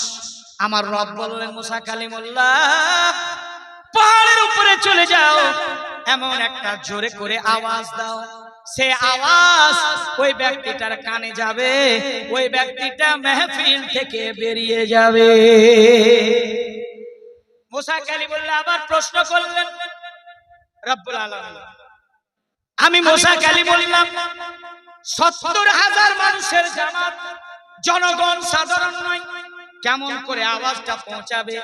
আমার আওয়াজ তো এত দূরে যাবে না। আমার রব বলেছিলেন, মুসা কালিমুল্লাহ শোনো শোনো, আমি বলি, তুমি প্রচার করবে তুমি, আর কানে পৌঁছে দেওয়ার দায়িত্বটা আমি রব নিয়ে নিলাম। ঠিক আছে, মুসা কালিমুল্লাহ পাহাড়ের উপরে চড়লেন, চড়ার পরে আওয়াজ দিলেন, এ শোনো আমার মানিকেরা মাজলিসের মানুষেরা যারাই সংগঠনে বসেছে মুনাজাতে, এর মধ্য থেকে যে 40 বছর ধরে আল্লাহর ইবাদত করনি, আল্লাহর নাফরমান বান্দা আছো, মাহফিল থেকে বেরিয়ে যাও। মানে আমার খালারা জওয়ানেরা রাত্রির বেলা একটুখানি শুনে যাও।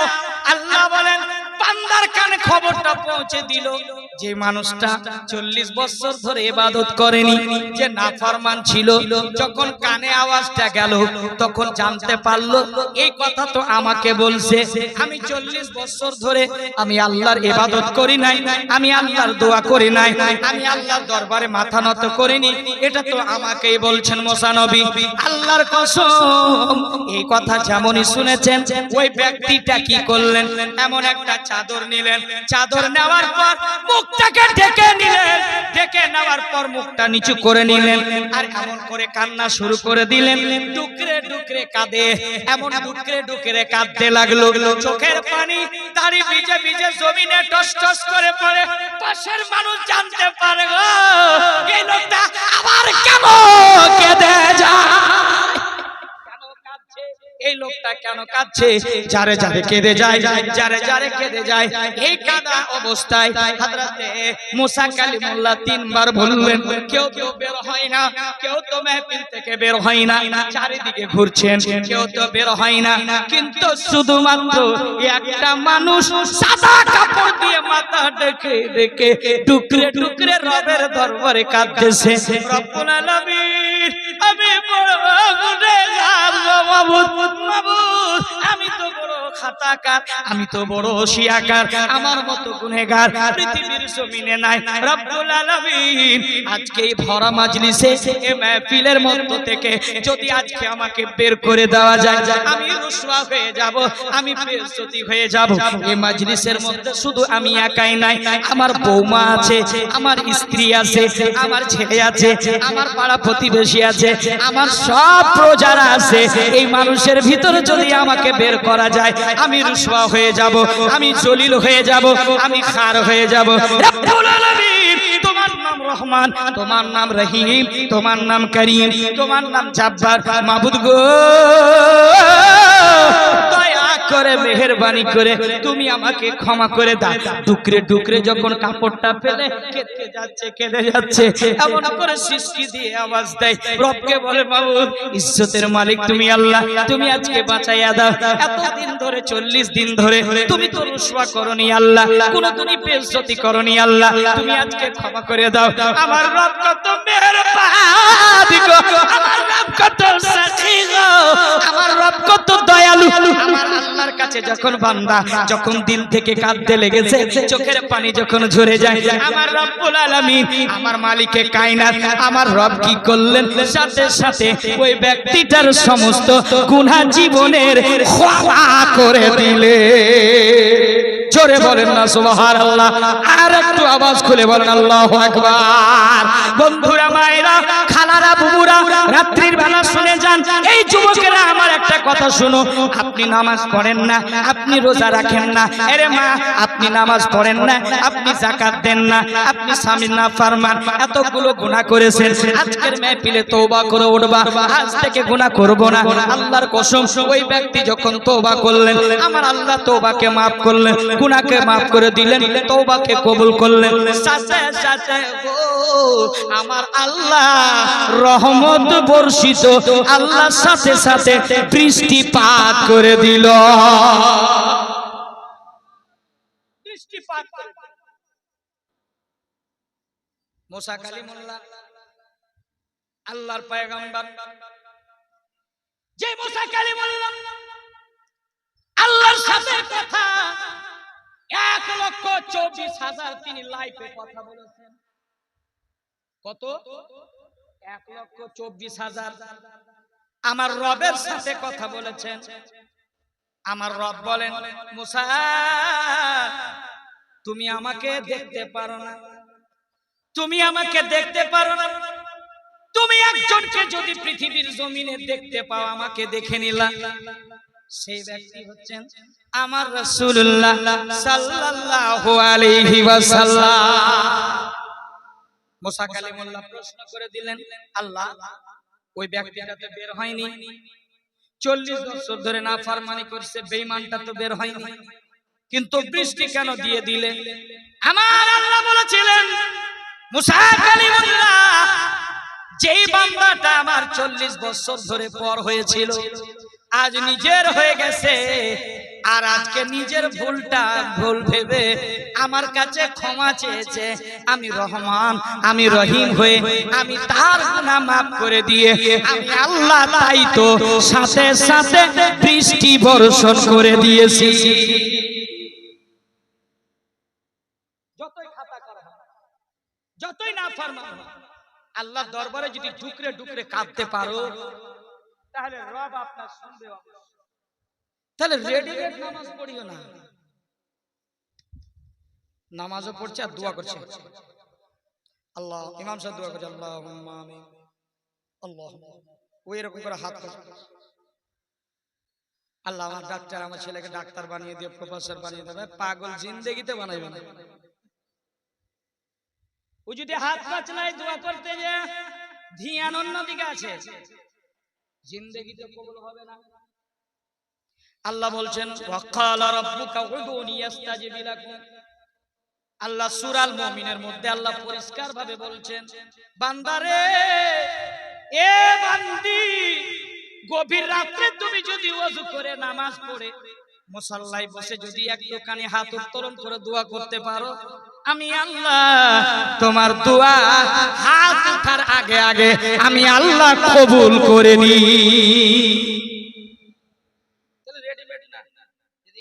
लंबा दुआ करे दा, या इलाही रहम फरमा मुस्तफा के वास्ते।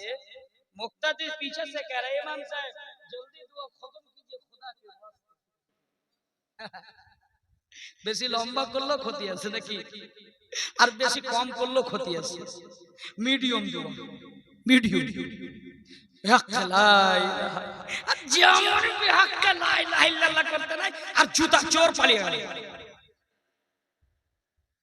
ইমাম সাহেবের চাপ্পল ছাড়ে না গো। আমি খাতিব মসজিদের শাহী জামে মসজিদ, আমার বিশাল বড় পানসামনে মসজিদ।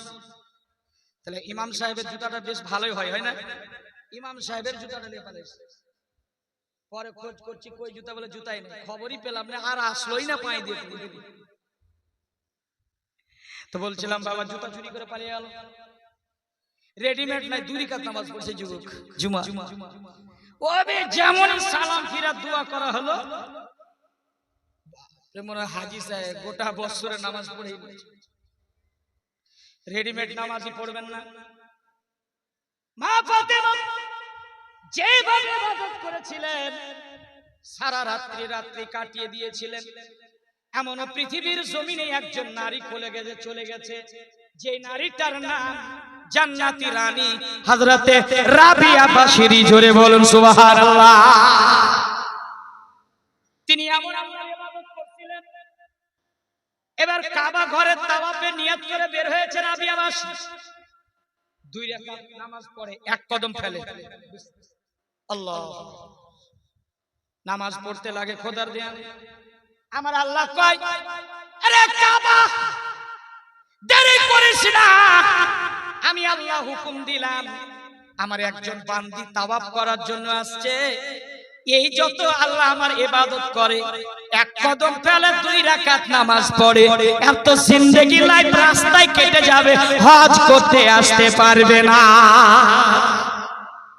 কাবারে চল, কাবা নিজের জায়গা ছাড়লো, চলে কাবা হিল্ল দিল্ল, চলে যায় রাবিয়া বাশরি যেখানে সাজদায় পড়ে আছে। কাবা ঘরে তাওয়াফ করে। এবার হাসান বাশরি কাবা ঘরকে খুঁজে, কাবা ঘর কোথায় নাই। আমার আল্লাহ বলে, হাসান বাশরি, কাবার ঘর শোনো, আমার একজন বান্দি রাবিয়া বাশরি তাওয়াফের জন্য কাবা ঘর নিজেই চলেছে। কেমন নারী ছিল, তুমি 2 রাকাত নামাজ পড়তে পারো না, ওযু করলো না, ঠিক মতো এটা ভিজলো তো এটা ভিজলো না, এখান ভিজলো তো এখান ভিজলো না, এখান ভিজলো তো এটা ভিজলো না, ওযু করতে জানে না। আচ্ছা আপনারা বলেন তো, ওযুর ফরজ পাইতে হুজুর সব কিছু করেন, কিন্তু এটা পারবো না। হুজুর মুখ ধুতে হয় ধুচ্ছি, হাত ধুতে হয় ধুচ্ছি। আমি কয়েকটা মুক্তাদিকে দেখলাম বাবা ভাই, আমি দূর থেকে ফলো করি আমার মুক্তাদিকে দেখলাম আগে ডান পা ধুবে না বাঁ পা ধুবে, বাঁ পা ধুয়ে উঠে গেল, কোনো জায়গায় ভিজলো কোনো জায়গায় ভিজলো না। এই নিয়ে বিহাক আমি যত তুমি হাক লা ইলাহা ইল্লাল্লাহ করে তোমার ওযু হয়, ওযু না হলে নামাজ হবে, আর নামাজ না পড়লে জান্নাত। এটা হচ্ছে ওয়ার চাবি, এটা হচ্ছে ওয়ার চাবি। তো ওযু করতেই হবে ঠিক মতো। ওযু যদি হয় তাহলে ইবাদত ঠিক হবে। তাহলে ওযু করতে গেল। এবারে একটা পীর সাহেব এসে গ্রামে, গ্রামের পীর সাহেব ও নামাজ পড়ে না কোনদিনই। এবার পীর সাহেব ফেরালেছে ওর বাড়িতে। पीर साहब बोलते सुन नमाज पढ़ना, बोले ठीक है अब की बार मैं आऊंगा तो नमाज पढ़ूंगा, देखूंगा तुम नमाज पढ़ते कि नहीं। ठीक ठीक। पीर साहब 2 বছরে একবার আসে নাকি? पीर साहब 1 বছর পরে से बाकी ये 9 মাস 10 মাস নামাজ পড়েনি। और पीर साहब যেদিন এসে নামাজ পড়তে লেগে গেছে, तुमने नमाज पढ़ा? बोले जी अल्हम्दुलिल्लाह। कितने रकात पढ़ा? फजरे কয় রাকাত পড়া? কই ফজরে কয় রাকাত পড়েছো? কই 14 রাকাত। 14 রাকাত পড়া। মনে ভাবছো হুজুরকে কম বললাম নাকি, একটু বেশি করে বলে হুজুর 20 রাকাত। হুজুর আরো নাকি কম বলে দিলাম নাকি 25 রাকাত। স্ত্রী বড় চালাক, ও ঘরের ভিতরে লেপছিল আর হুজুর প্রশ্ন করছে, আর স্বামীর দিকে যেমনই তাকিয়েছে নজর পড়েছে স্বামী স্ত্রী বলো যে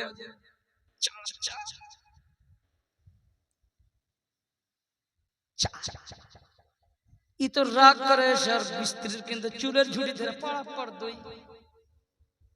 শালা তুই কেমন মানুষ? আমি তো 14 20 রাকাত 25 রাকাত চলে গেছি, হুজুর মানতে চায় না তো চায়ের মানবে? আছে পীর সাহেব ঠিক আছে উজু করতে শিখে যা, হুজুর পীর সাহেবের পাটা ফসকে যায়, ফসকে গেছে তো ও ফসকে গেছে, মনে এরকম করতে হয়। এরকম আছে না? না আছে, দেখবেন যারা দেখায় নামাজ চোর করে কিরকম আত্তাহিয়াত আশহাদু আল্লা ইল্লাল্লাহ 10টা আঙ্গুল হুজুর ছেড়ে দিয়েছে একসাথে। আমি কোন নামাজি রে ভাই? 10টা। এবার দেখছি উঠলো না গেল এরকম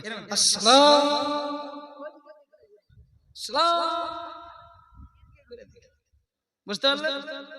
এইরকম এবার কি করছে দেখছো, দেখা দেখি নামাজ তো ও বছরে 2 বার নামাজ পড়ে, ওই ঈদ আর বকরা ঈদ নাকি, আর তো বাকি নাই।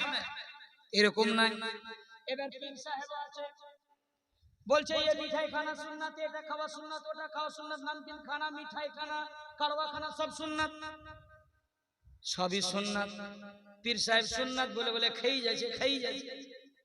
এ বাবা ছোট একটা বেটা, একটা মাত্র বেটা, तो तुम्हारा बेटा का नाम क्या है? फर्ज।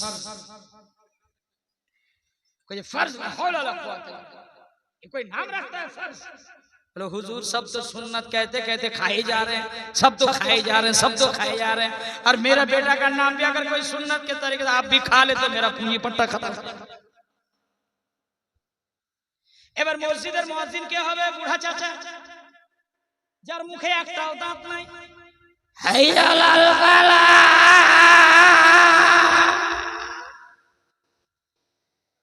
দিল্লি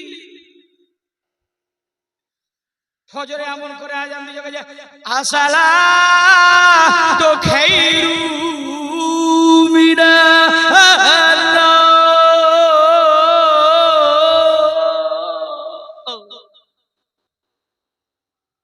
খাইরু, বুঝতে পারলেন? তালা বলতে হয় না তো, যারা বয়স্ক চাচা রাগ করে আল্লাহু আকবার আল্লাহু আকবার লা ইলাহা ইল্লাল্লাহ মুহাম্মাদুর রাসূলুল্লাহ। এমন আযান দিছে তুই ওই আযান শুনে শয়তান পালাবে না, কোলা ডাকবে আয় আয় আয়। বুঝতে পারলেন? এমন করে আযান না, আমরা জানি যে আযান দিলে শয়তান পালাবে নাকি ভাই? হ্যাঁ, আরে এমন আযান দিছে মোহাম্মদ রফিক ফেল, কি করবে বেচারা বাড়িতে বসে আছে, কিছু কাজ তো নাই, রটা গলে বলে যাই যতদিন ফাঁকি দিয়ে খাবি কতদিন। আজান দাও না, আশহাদু লা ইলাহা ইল্লাল্লাহ, আশহাদু লা ইলাহা ইল্লাল্লাহ, লোহার থেকে কারি আর কি, বুঝতে পারলেন না? এমন এমন মজা কি আছে, মুয়াজ্জিন আছে যে আজান শুনতে শুনতে মনে হেসেই শয়তান পেছনে মুস্কুরাইছে, আজান দিছে যাচ্ছে। আজানের তালাফুজ ঠিক করতে হবে, আজানটা ঠিক মতো হয়। নামাজ পড়ছে তো দোকানের হিসাব বারে বারে এরকম করছে, আল্লাহ এর ঘুম আসে, ফিরে দোকানের হিসাব লাগা টনক মাল কটি কাকে বাকি দুনু কি করলো না করলো সব নামাজের ভিতরে হিসাব করছে নামাজ। বলে হুজুর কি করা যায়? শোনেন একটা পদ্ধতি, যদি এরকম ধরন হয়, ইমাম বুখারী লফজে কালেমাতাইন, বুখারীর হাদিসে দ্বিতীয় খণ্ড শেষ হাদিসের অংশ, ইমাম বুখারী বলছেন এই জিকিরটা বেশি বেশি করে সুবহানাল্লাহি ওয়া বিহামদিহি, সুবহানাল্লাহিল আযীম ওয়া বিহামদিহি। বলেন তো সবাই, বলেন তো সুবহানাল্লাহি, একে সুবহানাল্লাহি ওয়া বিহামদিহি, সুবহানাল্লাহিল আযীম ওয়া বিহামদিহি, আস্তাগফিরুল্লাহ রাব্বি মিন কুল্লি যামবি। এই তাসবিহটা পড়েন। এক গ্লাস পানি দিও আমার জন্য, পানি খাও, খুব পিয়াসা। বুঝতে পারছেন? একটা মহব্বতের দুরূদ শরীফ পাঠ করে দাও, আল্লাহুম্মা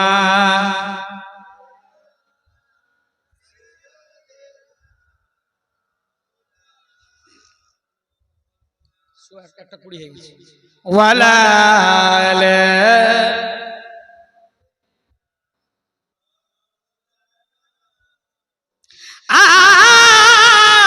আর সিতে যদি নূর চাপায় তো ছবি দেখা যায় না,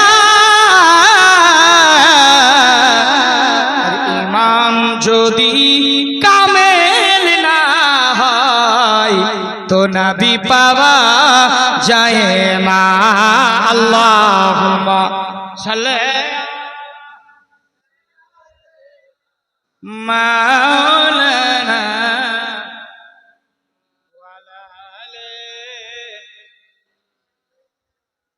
ওয়ালা আলি সাইয়্যিদানা মাওলানা মুহাম্মদ। আর বিশ্ব জগৎ ঘুরলে যার জোড়া